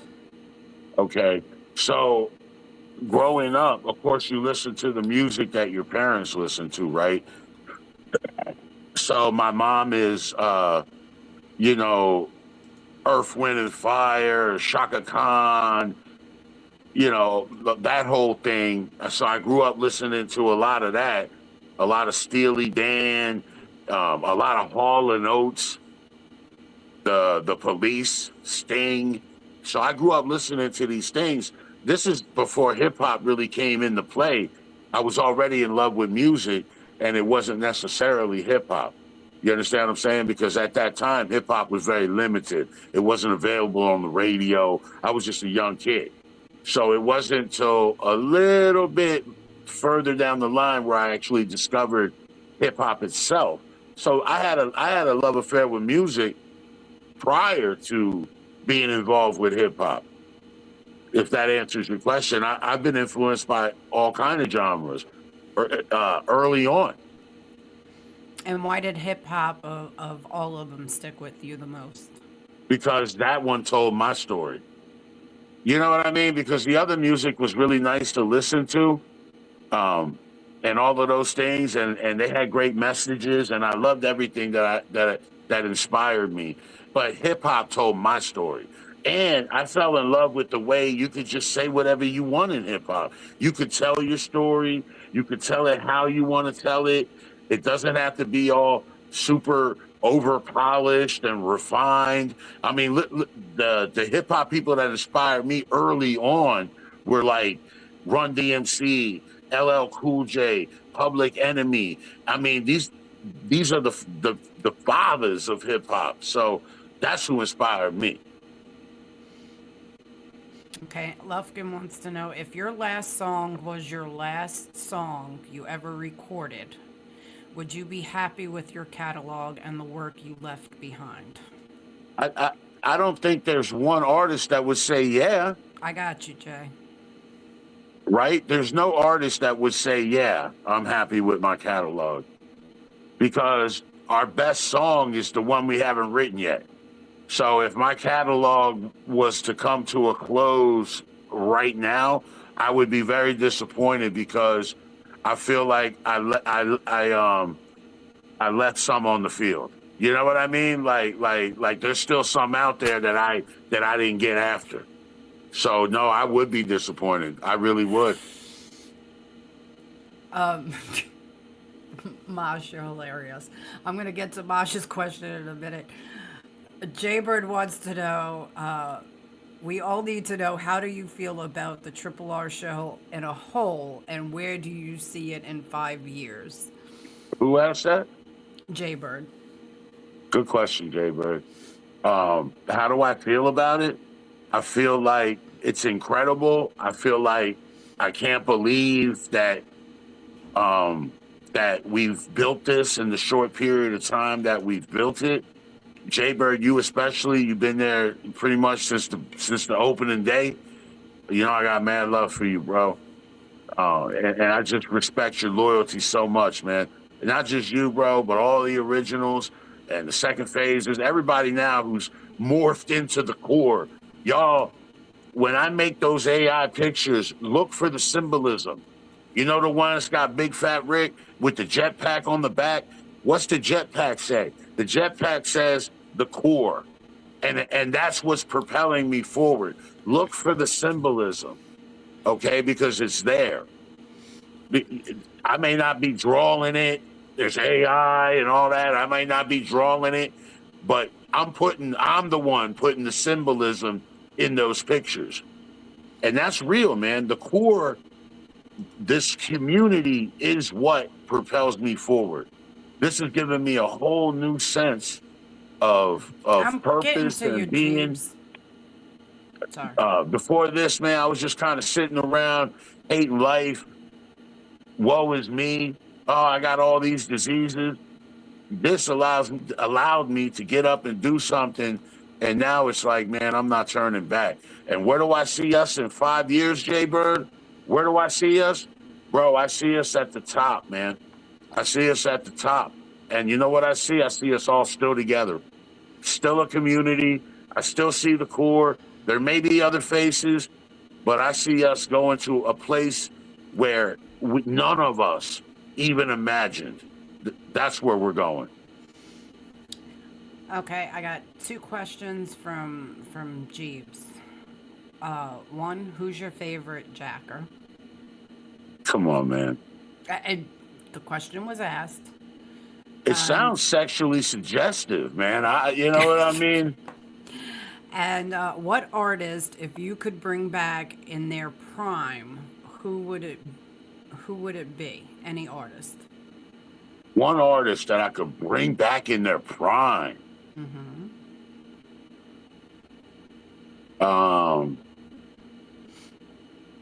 Tupac, man. I would have to say Tupac, because although he might not be the you know, when they go back now and you analyze everything, he may have not been the greatest lyricist ever, but he sure was one of the most impactful. And this generation right now, and what's going on out there, they need a Tupac. Okay, that's what's missing, right? That's what hip hop's missing. There's no figure like Tupac. There's only men dressing like women and carrying purses and bro. So absolutely, I would bring back Pac. You know, and you said one, but Pac, Biggie, friggin' Big Pun. I'm bringing them all back if I can bring them back in their prime, bro, because that's what hip hop's missing right now. There's not that person out there uplifting the community like Pac did with that positive message, that poetic positive message. Nothing good is resonating with these kids today. Nothing. That's what we need, Jeeves. We need Pac. We need somebody like that. Okay, we got a question from Mosh. If a goon kicks in your door and grabs Lisa, do you A, run, B, unlock the safety, or C, shoot them in the leg and chain them in your basement and torture them? Hotel, hold on, I gotta address something. Hotel, you're wrong, because Extension didn't have enough time. I agree that He was a good artist. I agree that he had a good message, but he was nothing like Pac, bro. You got to go back and study Pac. I give him his props, but he wasn't around long enough to even put in the same sentence with Tupac, bro. I mean, and respectfully, bro, you know, in a debate fashion. So I'm sorry, man. What was the question? Masha's question was. Oh yeah. Number one, he said, "A run." Okay, I'm gonna tell you why that's not possible on several different levels. Even if I wanted to run, Mosh, that's not an option. So I'm not gonna run. So the firearm that Lisa owns. He's too fat to run. A. The firearm that Lisa owns does not have a safety. It's a Glock 40. There's no safety. So I can't do A, and B, it's already ready to rock and roll. So if you kick in my door and grab my wife, I think it's a wrap, bro. I'm not shooting nobody in the leg either because I want the conflict to be over. You know what I mean? So whatever that option is, I'm protecting my house, I'm protecting my wife, and...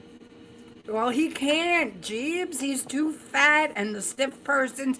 Could you just picture a stiff, fat guy trying to run? It doesn't work like that. I wouldn't run anyway. Even if I wasn't fat, I would never... Somebody kick in my door and grab my wife, I'm not running. You know what I mean?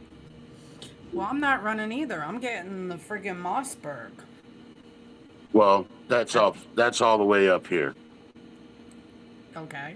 So you throw it down to me. Anyway. Okay, I want to play a song. So. Now I gotta figure out how to switch this crap. That's right.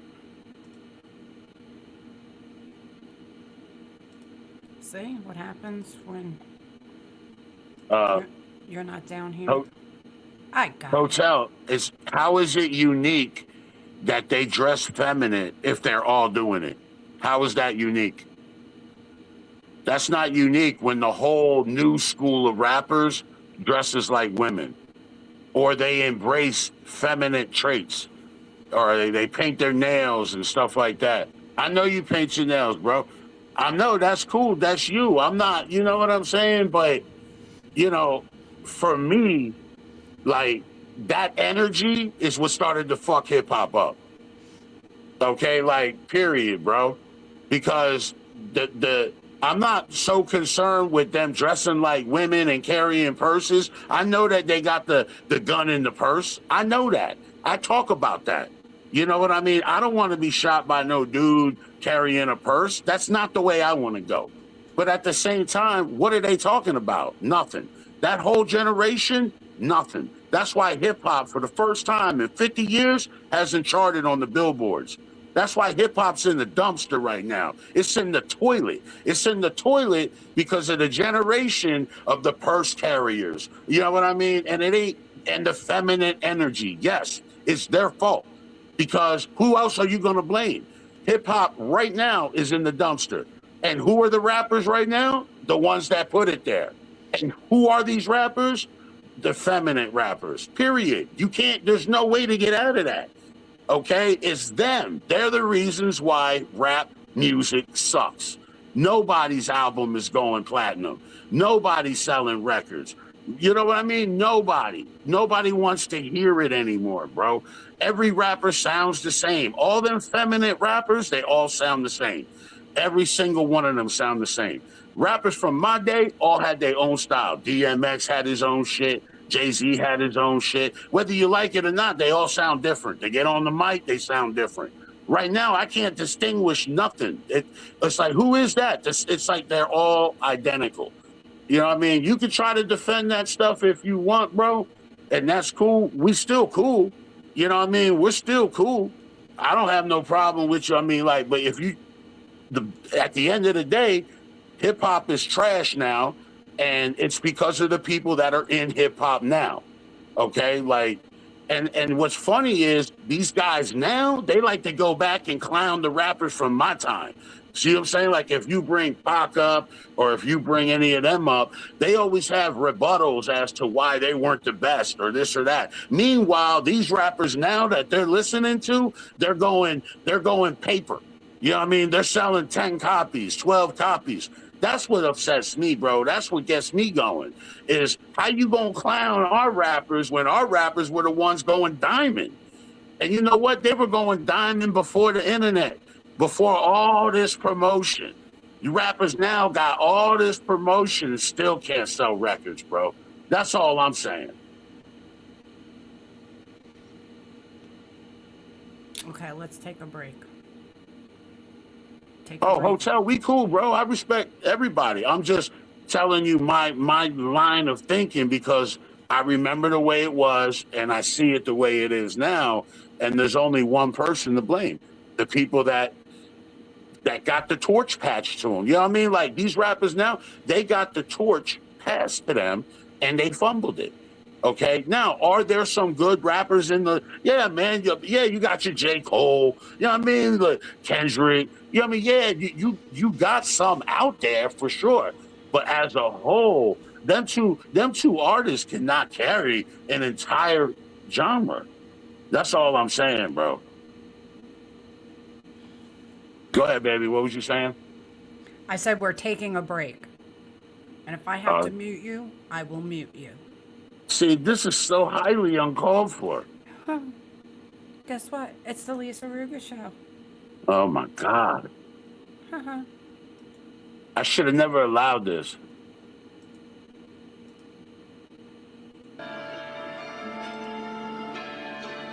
Yeah. Maybe we should bring Mosh back. I guess they thought that'd be a good idea. Hey man, say man, what you talking about, Lil Loc? Stop quoting Lil Wayne. You ain't run around selling dope, but you run around yelling gang. 16 in the chamber, we gon' see about your pain. I know hitters round the block that'll come erase your name. I gave that boy a buck, better hope that he come back with change. I got horns on my head, fuck what was said. Every fuck boy around here, he gon' meet up with lead. I go hard, mind bender, bending bars in your head. I got some scars, life bender, feed your body to the dead. I'm in the stars, do that brother Lynch, leave a horse head in your bed. Rip out your heart, rap stars out here dying to be dead. Hey man, say man, why you act like you don't know? Run up with a 50 round clip and he acting like a bitch, so I treat him like a bitch and I treat him like a hoe. Yeah. And he acting like a bitch, so I treat him like a bitch and I treat him like a hoe. Yeah, gotta get it on the go. You rip, but I tear up the flow. No drip, gotta air out your clothes. I know that you wanted a piece of my pie, but fuck all that, better fall back. Hit him with a big 4-5. All that talk from a bitch boy, ball back. Cry, baby, just cry. Dry up all them lies. FOURFIVE. Run around with a couple pounds, now tell me what you need. You can stop all that want, cause ain't nothing free. I be busting out my flow just to separate from G's. Cussing out them hoes cause they ain't nothing to me. Use a bust down, don't fuck around when I come around with D's. And when we come around, don't fuck around and talk about them keys. And I run around big scope, I promise they go bleed. Say what you say, bro, better say what you mean. Roll around with a 4-pound and I'll chop you up with ease. That's some weight on that scale, boy, that kilo to G. I'ma pop out with that propane, white boy be cocaine. Pop out with that codeine, now your body feeling no pain. I'ma pop out with that propane. When I'm on the block, I got cocaine. When I'm in the studio, blow flames. I'm up on them in a dirt, bitch, no gauge. Burgundy hat with the P in the front. Bury a rat, got keys in the trunk. Smoke his ass if you believe it enough. I'm evil as fuck, in need of a Dutch. With teeth ready to feed you for lunch. Fucking with us, you gon' need a pump. Fucking with us, you gon' need to run. Call the ambulance, cause you need to come. Think his breathing's done, season's come. Looking like Big Rick, he's the one. And it's looking like Rick don't give a fuck. I'm a fat motherfucker and I need some lunch. I run up on them and squeeze the clutch. These 223s up in they guts. 1, 2, 3, they all dead in the truck. Fuck with me, I'm at your head with a slug.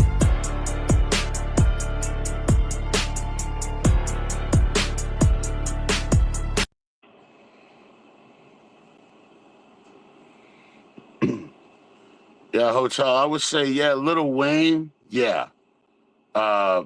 Extension, yeah. Ski Mask, I don't even know who that is.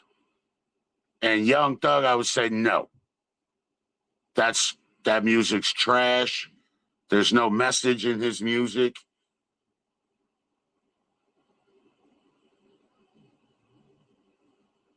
But I mean, the other ones you listed there, hell yeah.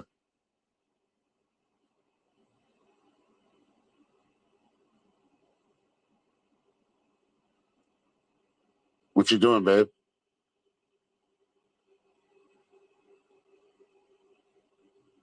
Babe, what you doing? I'm on mute. Haha. I'm doing something. You can go ahead with the chat for a minute. Hotel, you correct. Every era had that artist. You are 100% correct. We had them and we clowned them. But eventually they over, you know what I'm saying? They overtook, bro. First they sent one whack artist, then two, then a wave, and then, yeah, I mean, it was too much. It was too much to overcome.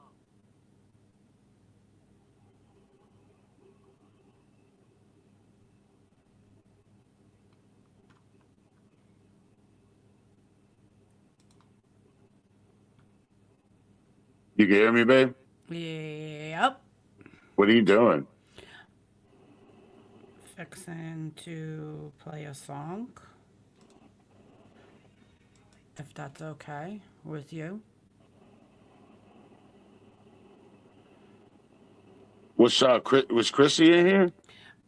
I seen him at the start of the show saying something about he screwed up, but he was still here, but haven't seen him. He probably fell asleep. No, not a blonde moment, a money. Oh, absolute blonde moment. Now I'm muting your ass. How's about that?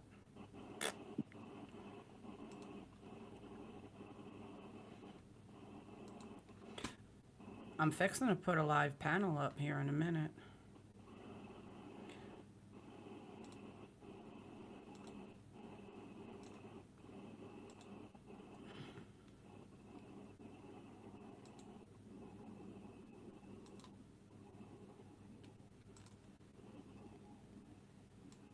Relentless there.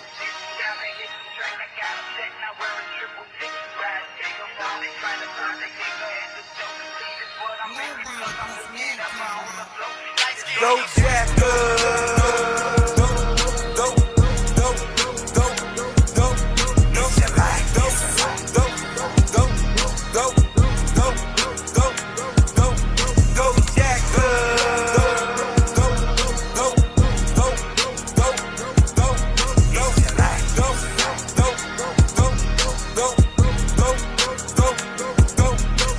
Talking out my ass, sound the same, ain't shit changed. Chrissy with the dizzy, boy, don't make me go Ukraine. Got on my lemon peppers, put you in a chicken wing. My scent, don't do it, but sire, not my king. Couldn't kill you if I wanted. Luckless, friendly fire, already stone. Tell you God, I'm not gonna lie. If God, I'm looking under beds, tell him I am not a monster. Fuck you, think I'm gay, boy, I'm not in the closet. Welcome my sufferboard, the jacker used to be a pirate. Lisa called me jackass, I guess we both ain't good at lying. Normally I take the first shot, I see I'm better at replying. Galactus, bitch, I'm the giant of all giants. First song on Rick Ruger, probably get a 3-piece. Somebody check the comments and see if she muted me. Y'all know that I love you, but y'all show me I can bleed. And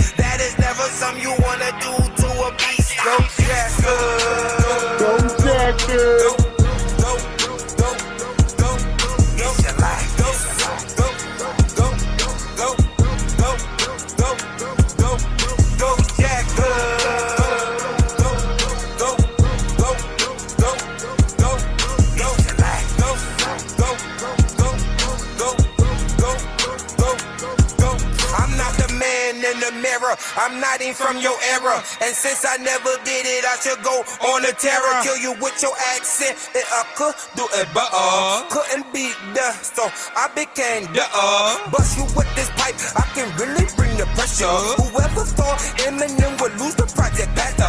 Yo, that like no pew pew, go black.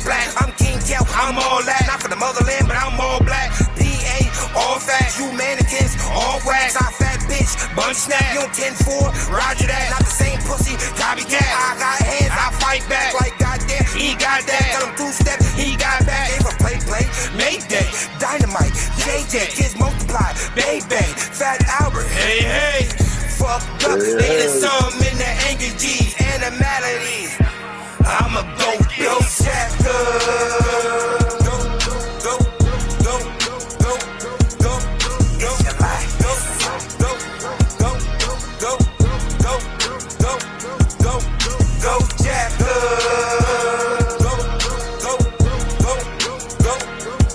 Yo, much love, everybody. I appreciate y'all, man.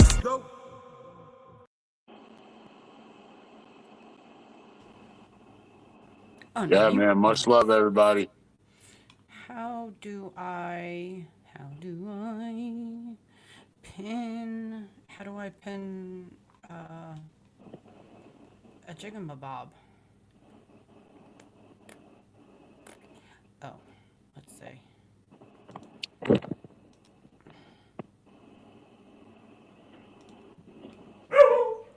Lady, stop it. Oh, Jay Bird, what movie, right, would we watch as a community? Man, there's a few. But you know what movie has always been my favorite movie for a long time? Now, I've seen a couple other movies that I really like, but my favorite movie throughout time, bro, is Braveheart. I love that movie, bro. You know what I mean? I just think it teaches it just, so many different things, bro. That'd be a great movie for us to watch. How do I pin this?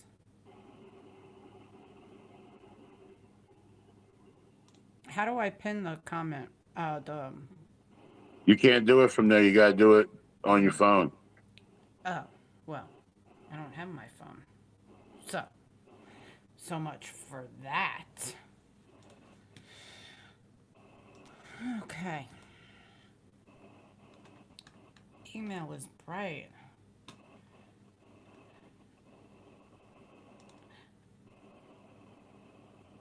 Spaceballs. Balls.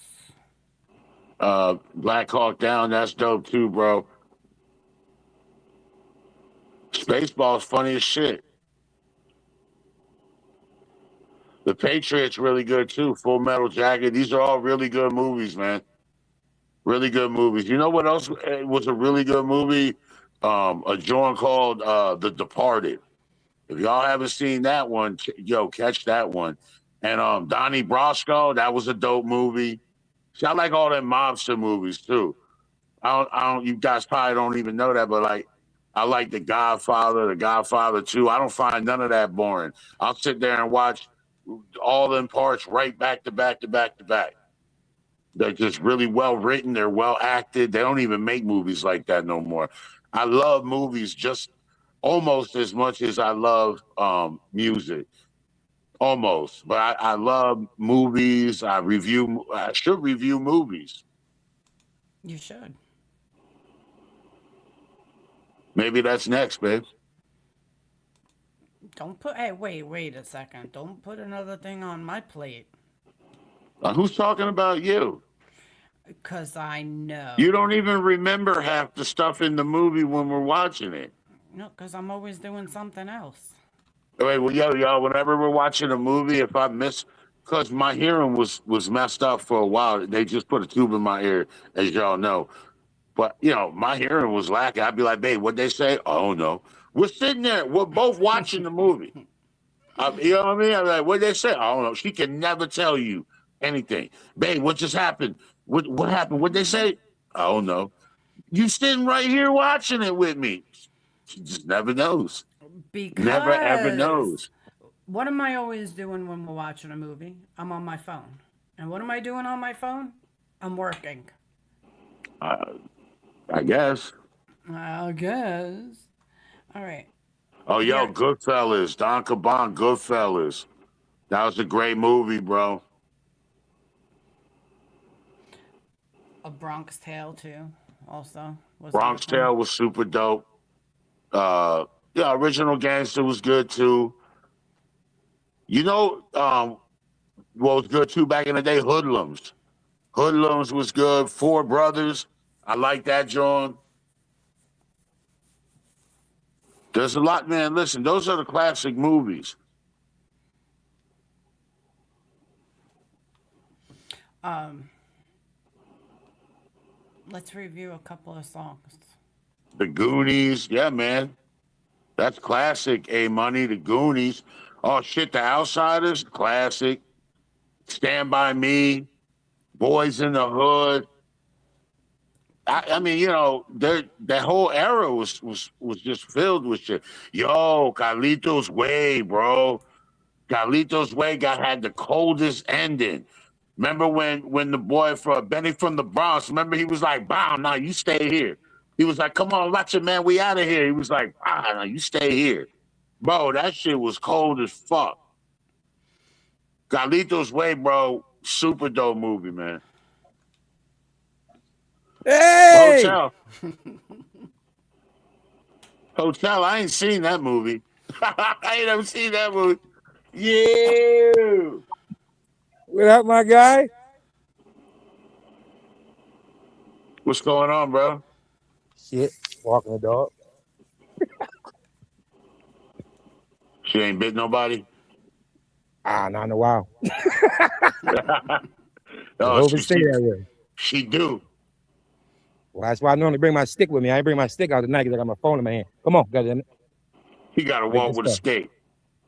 I gotta keep the stick just in case she go to bite somebody. Damn, bro, she vicious like that, huh? Nah, she just don't want nobody near me. That's a good baby. Oh yeah, for the most part, until she actually bites somebody and they can't use their hand no more. Dr. Sleep. I don't think I've seen that movie. Oh, Dr. Sleep is good. Deontay Wilder was calling himself Dr. Sleep. Yeah, he went to sleep. Well, you know, Dr. Sleep is part 2 to The Shining. I didn't know that. Yeah, you gotta watch that joint. It's part 2 to The Shining? Yeah. I didn't Get know the that fuck either. out of here, bro. How come I never heard this? I don't know why. You should have knew that. Damn. Nah, babe, we got to get that movie. Oops, wrong one. Yo, you know what my favorite sci-fi movie is? Fucking Interstellar. I like that movie. That's crazy. I didn't think nobody would like that but me. What? You like that John? You fuck with that John? Yeah. Damn right. Bro, that John crazy, ain't it? That is my movie because I can't say it for people who didn't see it. I'm about to give away the whole movie.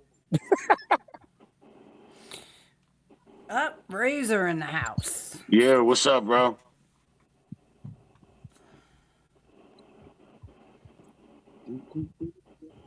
It's a sequel or prequel? Dr. Sleep. Sequel or prequel to The Shining? Sequel. So it take place after Jack Nicholson froze his ass off in the fucking joint? Yeah. It's the same. It's just the story like 20 years later. That's all it is. They just keep going. That place was supposed to be haunted for real. Yeah, that's why I ain't never would go. Yeah, man. Just fuck around, something attach itself to you. I'd go. Yeah. People ask me that all the time. They're like, yo, you'll go to these places? No, hell no. If people died there because of hauntings and not actually real people killing them, why would I go? Makes no sense. Yeah, I gotta agree, bro. I ain't no ghost hunter.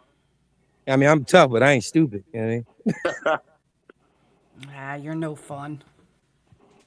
Nah, I mean, if you're talking about going to like a haunted house, cool. But if you talk about going to a real, actual haunted place, no.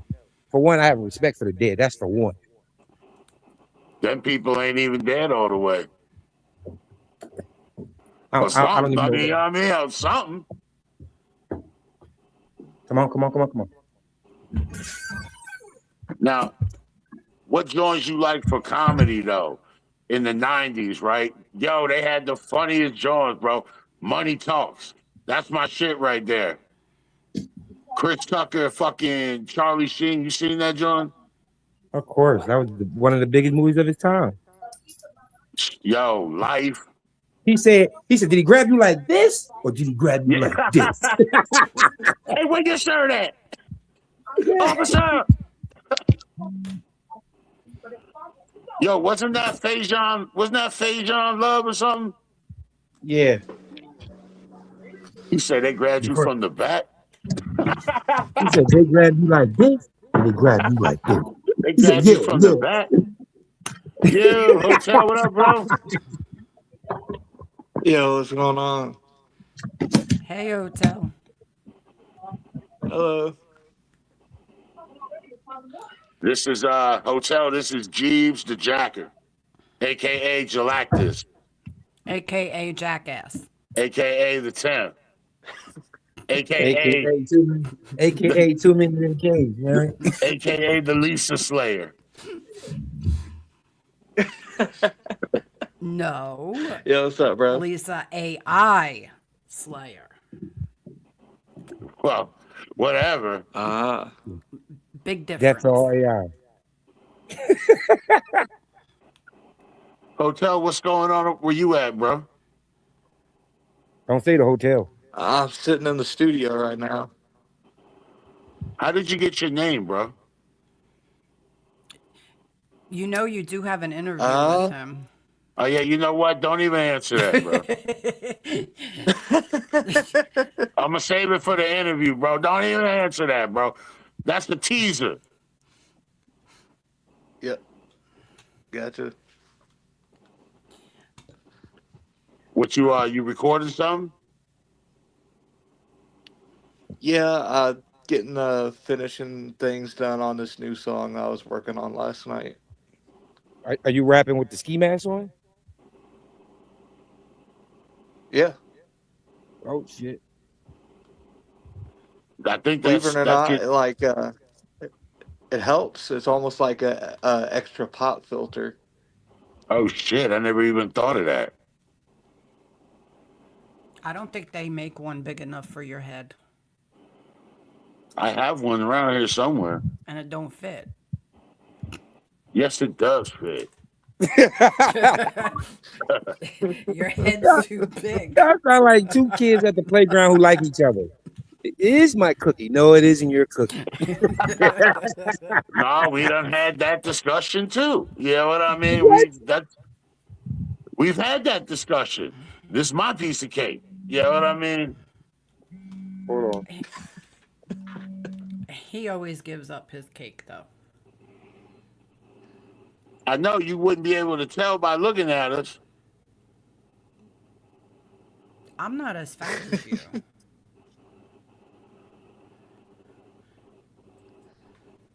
I ain't got no gummies up here, nothing. Hey, you should have taken them up there when you went. Well, I don't plan Oh, ahead shit. like you do. Well, I don't know what to tell you. Don't tell Bro, me this nothing. sounds like me and my wife. You married? Yep. Didn't y'all just have a show or something? Been man. Yeah, I had one the 618 Fest, and then I have another one, 5-Star Bash on Friday. How'd the 618 thing go?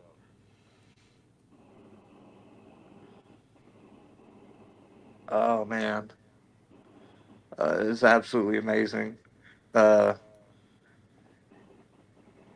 I always love sitting there going out there because my music goes in so many weird different directions that I can see like people's look of like surprise whenever I go from like doing a like ballad type of song to all of a sudden I'm doing like a hard trap song. I s- it I just absolutely love it.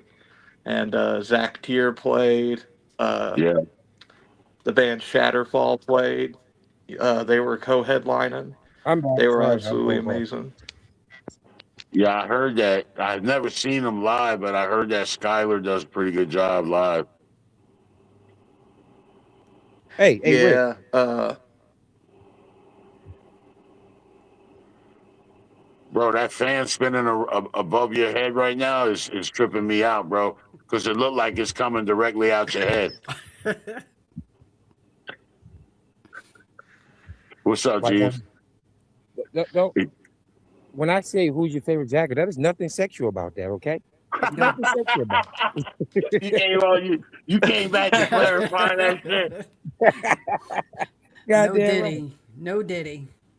I mean, like, Nah, who's your favorite Jacker? Like, wait a minute, bro. You know what I'm saying? It's like saying who's your favorite rapper. Just who's your favorite I can't use who's your favorite rapper. People already didn't ask that question and claim to be the best rapper. So I am the Jacker. That's who I am. Yeah, but because I know you, I get it, but you just be running up on motherfuckers talking about who's your favorite Jacker. You know what I'm saying? Like, Yeah, that's like, I'm not nah, gonna ask I you. mean, I'm not gonna run up and ask you sexually like who's your favorite who's your Jacker? favorite Jacker? You know what I'm saying? Like, it get weird, bro. Like, you know what I mean? You gotta remember who's your fucking favorite Jacker? Give me the fucking money. Who's your Jacker? Who's your favorite Jacker, motherfucker? Put your hands up. Yeah. Picking up the beef. Yo, you be robbing motherfuckers, asking them that shit, gunning their ribs. Yo, motherfucker, give me the fucking money. Who's your favorite Jacker, motherfucker? I'll blow your fucking balls off. And by the way, who's your favorite Jacker? Yo, you fucking out of control, bro. Good thing I'm not young, boy, because if I was young, I'd be one of these little dumb knuckleheads out here trying to record that shit. Really running up on somebody robbing them. Like, yeah, watch this. Who's your favorite Jacker? Yeah. No, they do that, bro. See, in my day, somebody would rob somebody, they would rob them. Now, they literally will have somebody camera that shit. It don't make no sense to me, bro. That's why I said nowadays, if I was young, yeah, I'd probably do that stupid shit. But back then, okay, when you see a camera, that means mission abort. Oh, yeah. The camera's everywhere. You should have been out there today with those 50 million cop cars. Somebody got fucked up. Shit. I'm going to tell you a cool story, though. And somebody got shot where I filmed the video for Mortal Men. Somebody got shot there today in the neck. 16-year-old. I'm going to tell you a cool story, right? So the last time I ever robbed somebody, it was in Philly. It was a guy just walking down the street, mind his own business, had one of those little jackets you get from like the cleaners and shit, his hand. So I just roughed him up, no gun, nothing. And I started going through his pockets. He had nothing but like napkins and ties, like he was like a clown or something. Like he had all this shit on him. And as I'm robbing him, he's talking to me. He's like, "Come on, young brother. I deal with guys like you all day. I'm a count." I'm like, "Wait, what?"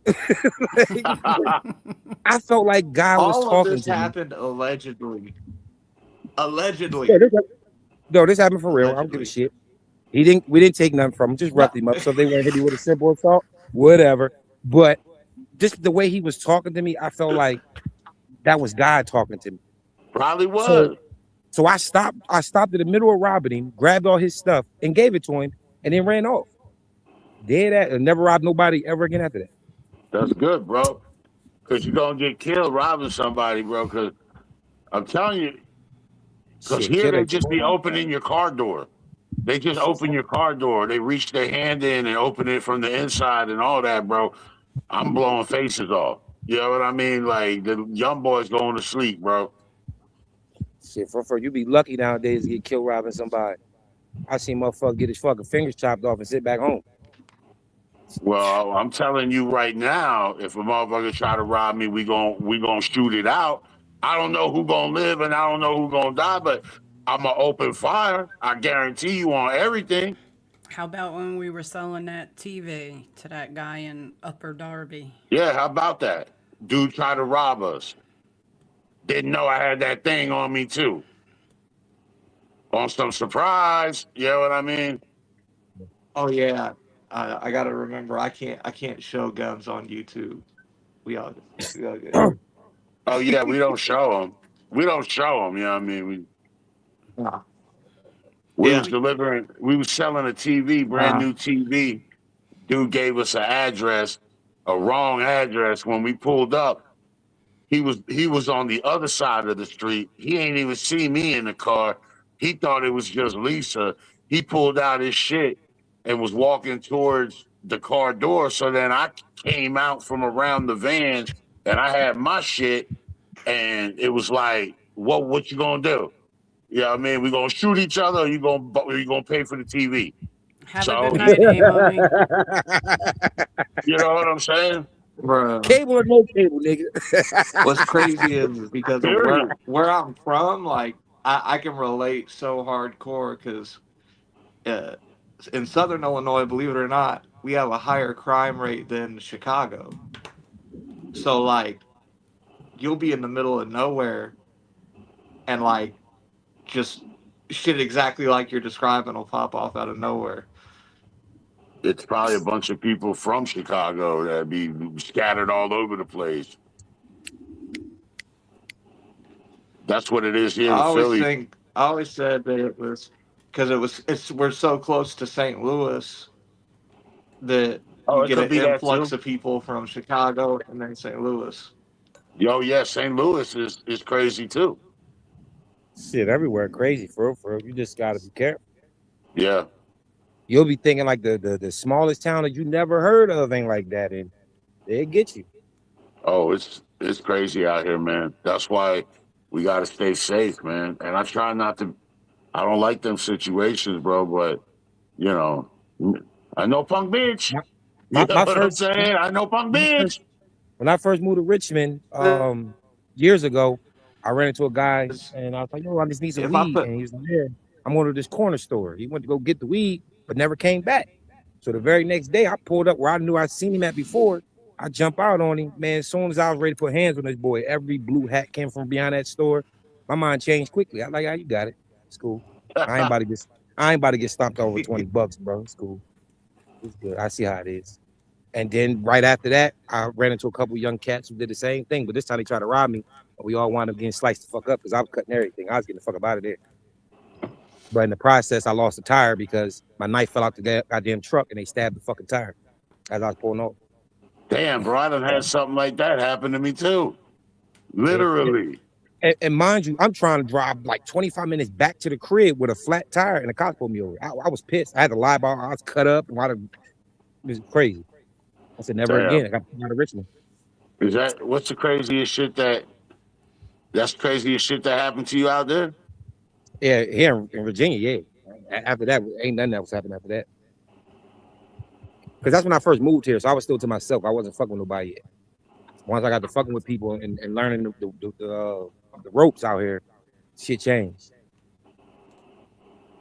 Yeah.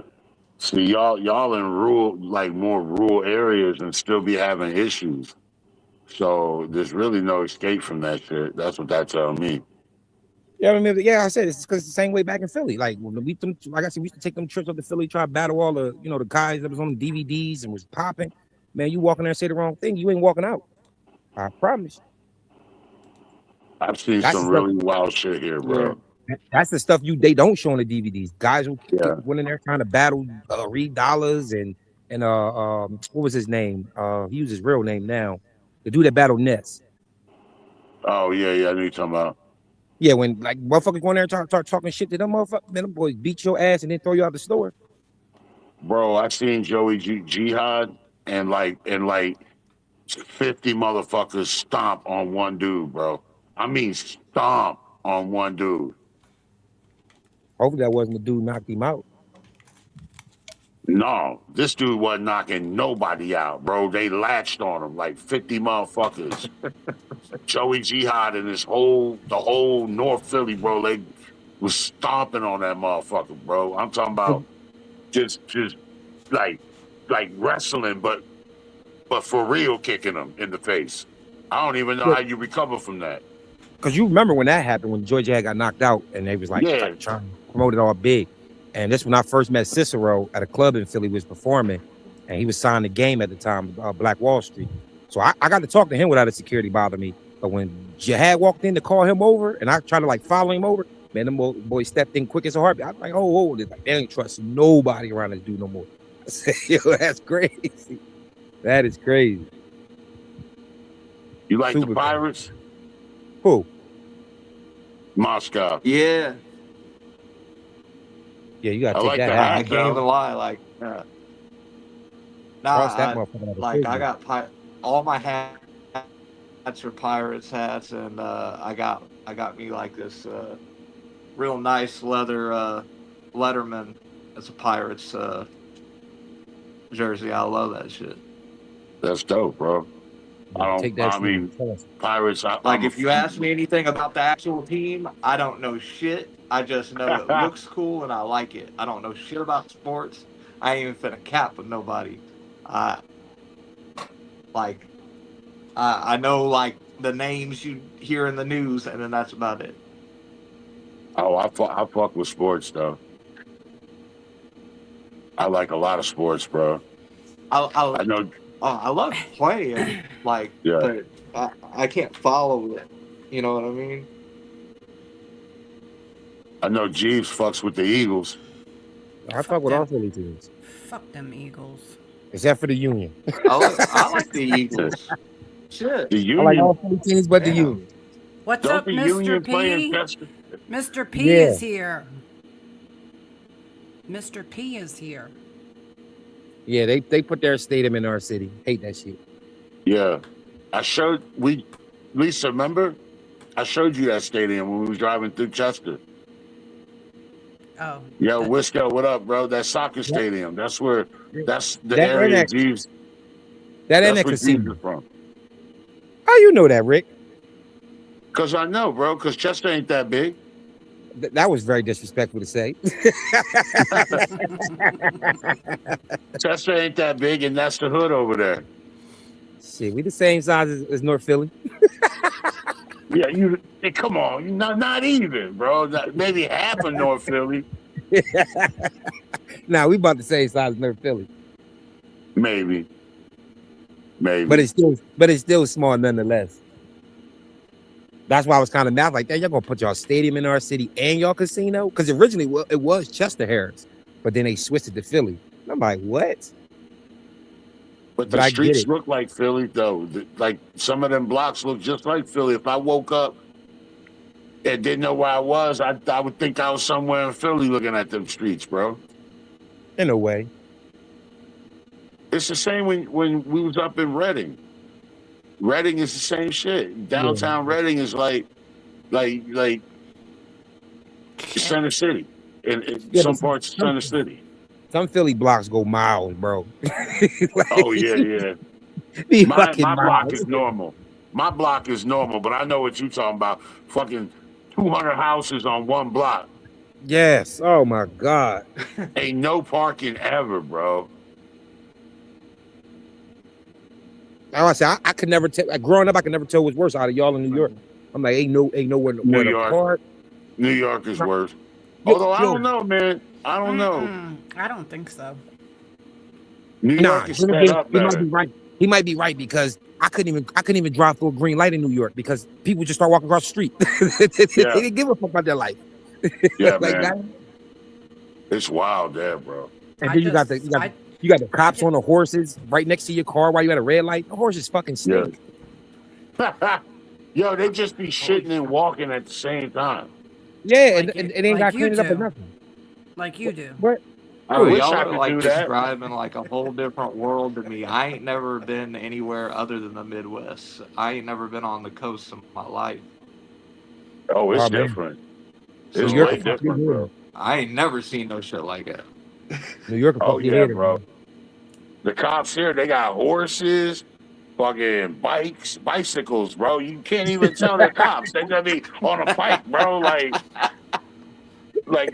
for real. You're like, yo, what the fuck? It's the police. You know what I mean?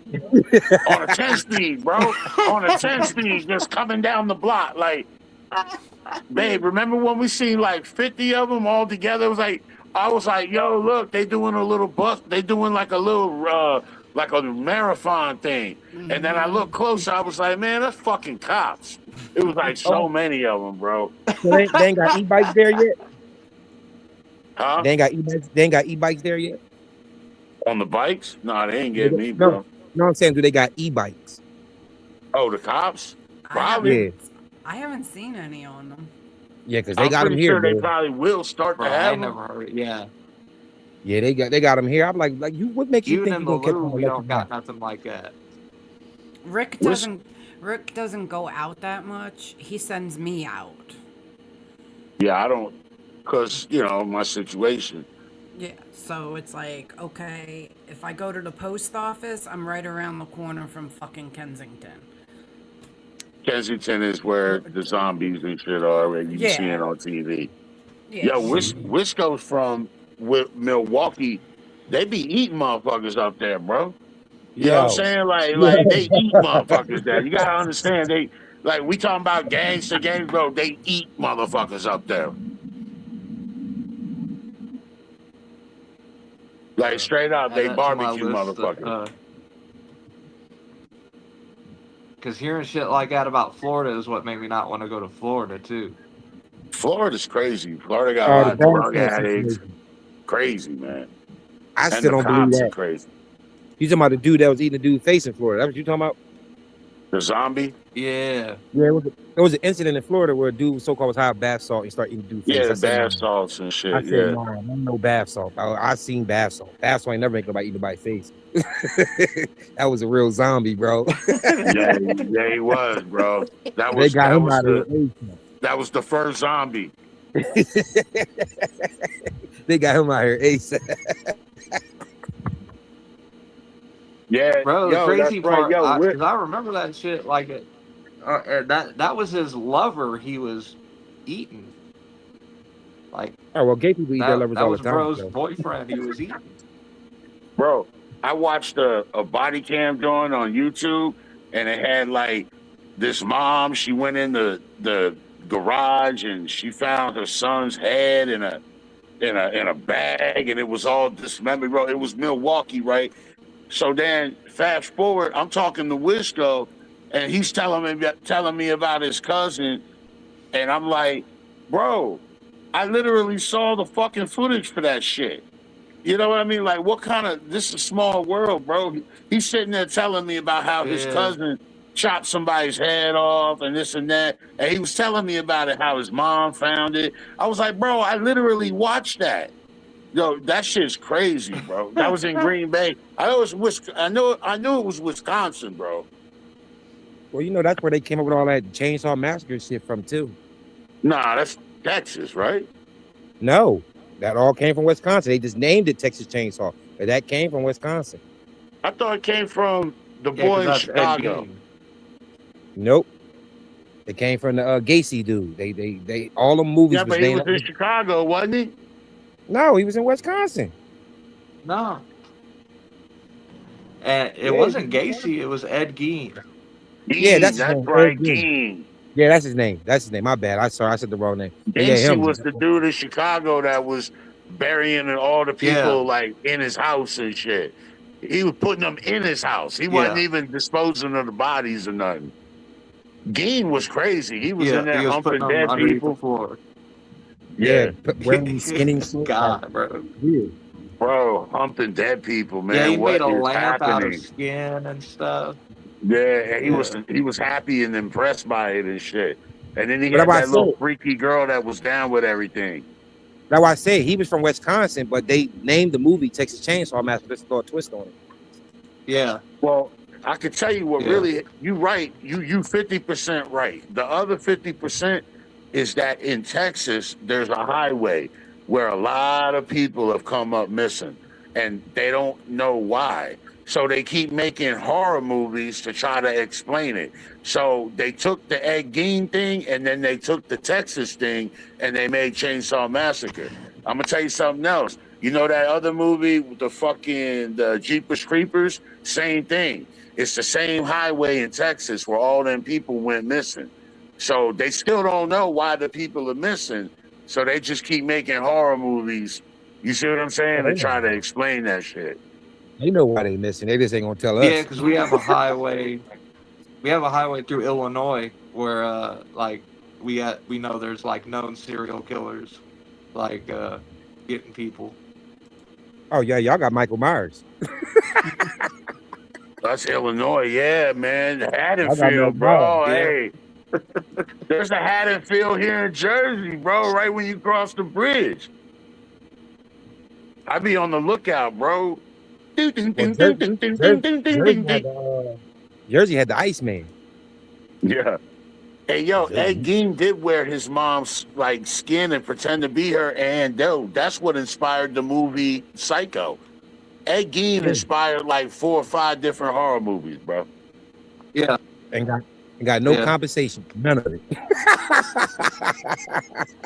Bro, look, I could see smoking somebody, but you know what I'm saying? Like, bro, like that's where it ends. What Smoke was the bro's guy. name?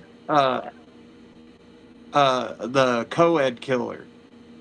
Y'all know who I'm talking? Ed Kemper. Oh, I Yeah, I think know I the heard He's of the him. one that I Yeah, think they really need to make a name of. They need to make a movie about him. Dude was There you like go. 6'5", like huge, They and really don't though. he got, when he was a teenager, he got convicted of killing his grandma and grandpa, and then got put in a mental institution, got released, and then was living with his mom and started. His mom worked at a college, and he started killing girls that went to the college his mom worked at until eventually he killed his mom, and then he turned himself in. I don't think I heard of. I don't think I know that one. This is why I say they should not make movies like that, because you guys still think about the people's families that was, all involved in that. So, and you know how Yeah, Hollywood man. is. They Hollywood be will add extra shit. normalizing that shit, huh? It's like they Hollywood will be, add extra shit that didn't even happen just to make the movie pop. And I'm like, that'd be yeah. wrong. Yeah, but I feel like that after a certain amount of time, it should be all right to sit there Nah, and I mean, like, if you because do a what Ed documentary, Kemper was in the Thank you. 70s, you know.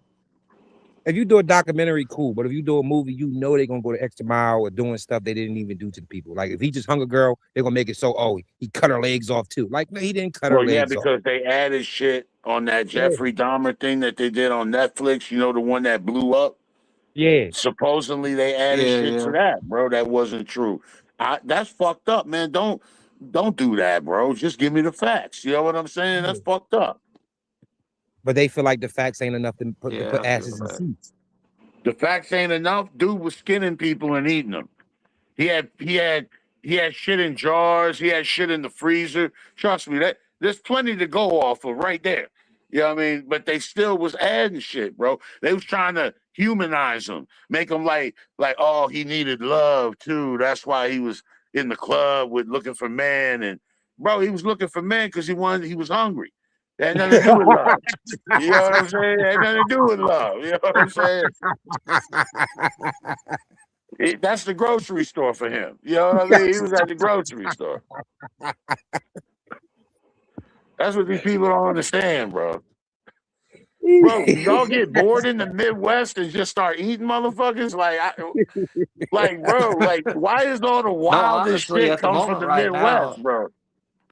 Bro, and Yo, listen to the nah, like I music that I guarantee grew. you, Bro, all the music I grew up if to you look listening around at to. what's really going on, everybody's just shooting everything up. Everybody's either dying Yeah, from overdoses or they're shooting each other in the face. we ain't got no yeah, more Son of Samus. they doing that here. Yeah, man, they doing that here too, bro. It don't make no sense, man. No sense. But that's because they want the world to be. They want the But world to feed off being horny or being violent, because that's what draws people's attention. You know what I'm saying? I'm like, Yeah. but that's not what draws my attention. You know what I'm saying? Creativity is what draws my attention. So if it's creative, I'm all in. But if it ain't creative and it's lacking bro, creativity, I don't care for it too much. Man, we living in messed up times, bro. For we're all sure. muted. And I was just about to say like Jeepers Creepers, but then I thought about it, I said, damn, he eat people too. Yeah, he was eating people too, bro. He was just Everybody eating like choice meats out of people. You know what I'm saying? Today's message is don't eat people. Hey, Wisco, this a family program. No, it's not. Yes, it We be is. having kids in here, Wisco. Nope, that's a negative. Everybody muted? We're I all can't hear family. anybody. Can you hear me now? Yeah. Good. I hear you now. You remember them old commercials? Can you hear me now? Good. Yeah, you remember them old ass shit? What's up? What, Lord. what are you doing? What are you doing? They can't even have commercials like that now. Nah, man, somebody will complain. Yeah, just people, real humans having real fun. Now it just got to be commercials with 1,000 different new drugs that do 1,000 other things worse to you than actually heal you. Yeah, man. Remember when we were younger, commercials were funny and witty. You know what I mean? And they trying to, but now everything is. Ain't that the truth? Yeah, Wisco, you right, man. I was just fucking with you, bro. Shit, it ain't just 10 o'clock. It ain't late for kids. Oh. Shit, we used to be out to what, 11, 12? Yeah. Or until they started shooting. That's true. That's true. Because the street light, we ain't had no street lights. They was gone. As soon as they start shooting, everybody in the house. Head count. Everybody okay? You have to count everybody. We all here. No, for real, bro. My mom had a bullet come through the. My mom got a bullet stuck in her door. Right now, there's a bullet in her door. It didn't go Well, all since the I way can't through her hear door. anybody, that's probably my cue. I'll see you guys. You out? I mean, she got one of those good doors from the old days. Yeah, went through the screen too. All right, bro. Because nowadays bullets be going through the whole house. I'm like, come on. Yeah. Oh, the hell is this shit made of? Yeah, that motherfucker's still in the door, bro. And if you see the way it hit the door like on a slant, you know what I'm saying? And the way it ripped the door open, and you figure, damn, that's what it would do to you. You know what I'm saying? Like just rips like just a big chunk, bro. Like it's over. Yeah, because I had to learn the hard way because I only lived in Philly one time. And when we lived up there, as soon as I walked in the house, I was kind of pissed because he had that little bar thing on the back door to keep the back door from kicking in the back door. I said, why is that there? Because so nobody won't kick in the back door. I'm like, what the fuck? I didn't ask for that. Where was you at? I would have to ask my ex that shit because she the one that got that crib up in Philly. I forgot what part it was. We was only there for a month, and this what made me move back to Virginia because I was like, damn, we here. We got bars on the window. I'm like, I feel like I'm in jail. I'm like, what the fuck? We got bars on the window, bro. You need them. You need the bars, bro. Because them crackheads, I call them crackheads, but you know the fenny heads, bro. The heroin addicts, bro. They coming in your crib, man. Yeah, see, you was in the projects. Yeah, we had bars on the windows in the projects. But when we talk about row houses, I'm like, row houses got bars on them. I said, oh no. And we was paying $9.50 a month. We was paying $9.50 a month. We was only there for 1 month. I said, nah, we up out of here. Because I'm like, look at this. We paying $9.50 a month to have no backyard. But then when we moved back to Virginia, we paying $9.50. We got 10 acres of land. Well, see, I would do that every day of the week. You know what I mean? For sure. Especially the way things are here. But man, my whole experience moving back was horrible. My whole experience moving back because I only was back for 3 months. And my first day back, somebody got shot and killed in front of my truck. And I was like, yeah, it's time to go already. Yeah, we came back and got our catalytic converter stolen almost immediately. Well, that was after they broke into the garage and stole the lawnmower. Oh, they stole the lawnmower first. I couldn't remember the sequence. You know what I'm saying? Like, as soon as we got here, motherfucker broke in, stole the lawnmower. Lucky they didn't come up. They could have came through the house, but lady scared them off. The dog barking scared them off. And then we went to my mom's to eat, parked the van, had dinner, whatever, came back, turned the van on. That bitch sounded like a jet plane all of a sudden. I said, hold up, cut that bitch off. I said, start it again. Yeah, I mean, I said, start it again. I was like, they got us. I think I told her right away. I said, they got us. Yep. And we drove around like that for months. Yeah, man. I'm I was like, dangerous. yeah, it's all them fumes up in the fucking. Yeah, I mean, all them fumes coming back in the van. And then Oh, I was taking him to his first neurologist appointment too, and we got pulled over because the fucking van was so loud. The windshield was cracked. And so we're sitting there and he's like, I pulled you over because the car is too loud. Yeah, well, they just stole my shit. What do you want me to do? Okay, and so then they run his shit. You know you got a warrant, sir. He's like, Oh, I hate when they do that shit. he's like, yeah, I don't give a fuck. yeah, it was a non-extradite. It's from a different state. And he's like, Yeah. you got a warrant. You got to handle that. I'm like, no, I don't. He's like, what do you mean? No, you don't. There's nothing they can do. There's nothing they can do at all. Bro, the cop, Jeeves, I swear to God, the cop was like this. He was like, let me get this straight. He left and went back to his car and then came back and was like, let me get this straight. You got a warrant. You know you got a warrant. And and fuck it, right? I was like, yeah, that's it. Yeah. Basically. And he was like, wow. And I was like, what? Fuck you. What you want me to do? Yeah, I mean, like nobody told you to run my name in the first place. I ain't even driving. right. Yep. I knew I had it, and I knew he was gonna come. I knew it was all gonna go down that way. And he was like, I'm gonna make sure that they don't want you. So he hung around for a while, talking to the other people, trying to see if they was gonna come get me and shit. I know he's probably begging them, let me get him. Nope. They don't want me, pussy. Let me go.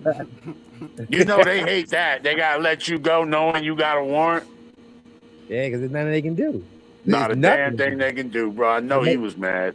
The most they can do is hold you for 72 hours, and even after 72 hours, they gotta let you straight go. Ain't no They way, can no only ride. hold you, but they can only hold you for 72 hours if it's the county that the warrant is in.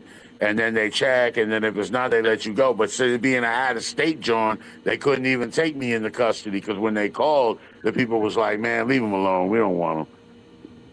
Oh, did I Yeah, miss a good story? Because it'd be petty stuff like that. That's why I got to the point now when if I'm not driving, which is very rare, I'm not driving. I got my seatbelt and everything. If you ain't pull me over, don't ask me for my name or nothing unless this person can no longer drive. Now, if you say he can't drive, then you get my information. Until then, I'm gonna just chill right here with my seatbelt on. Yeah. That's the truth too. But you know, they'll come to your window and ask you for your ID, like they can. You know what I mean? Like it's legal. ID. Everybody in the car, I need IDs. And be like, man, you're gonna have a problem.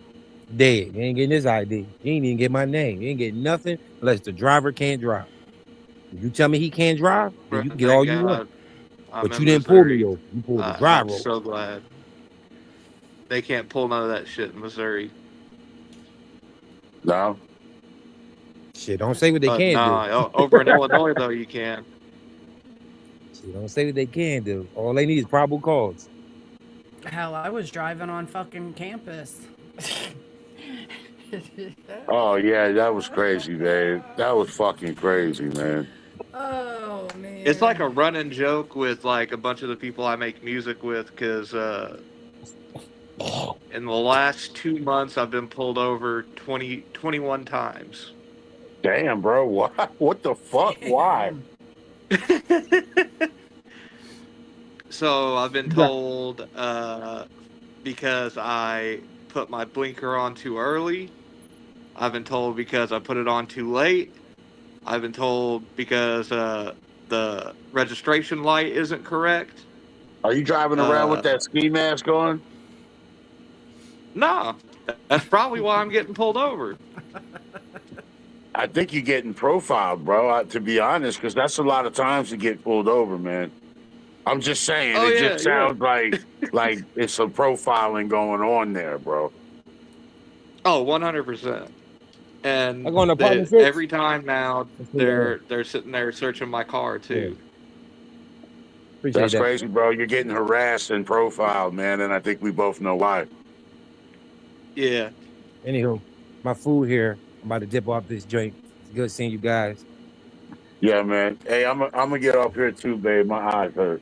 Good night, Jeebs. Don't call me that. My name is Jackass to you, okay? You don't like the way Jeeves sound when it comes from your mouth. No. All right. No, I it was sounds evil. trying to be nice. Yeah, it just sounds weird. You know how somebody scratch a chalkboard with nails? That's what it sounds like. It hurts my ears. All right, jackass. Fuck you. There it is. There you go. Much love, All y'all. right, guys. All All right, right. guys. Well, It's I been appreciate fun. it, Lisa. No problem. We'll see you again soon. Love you, Yes, babe. ma'am.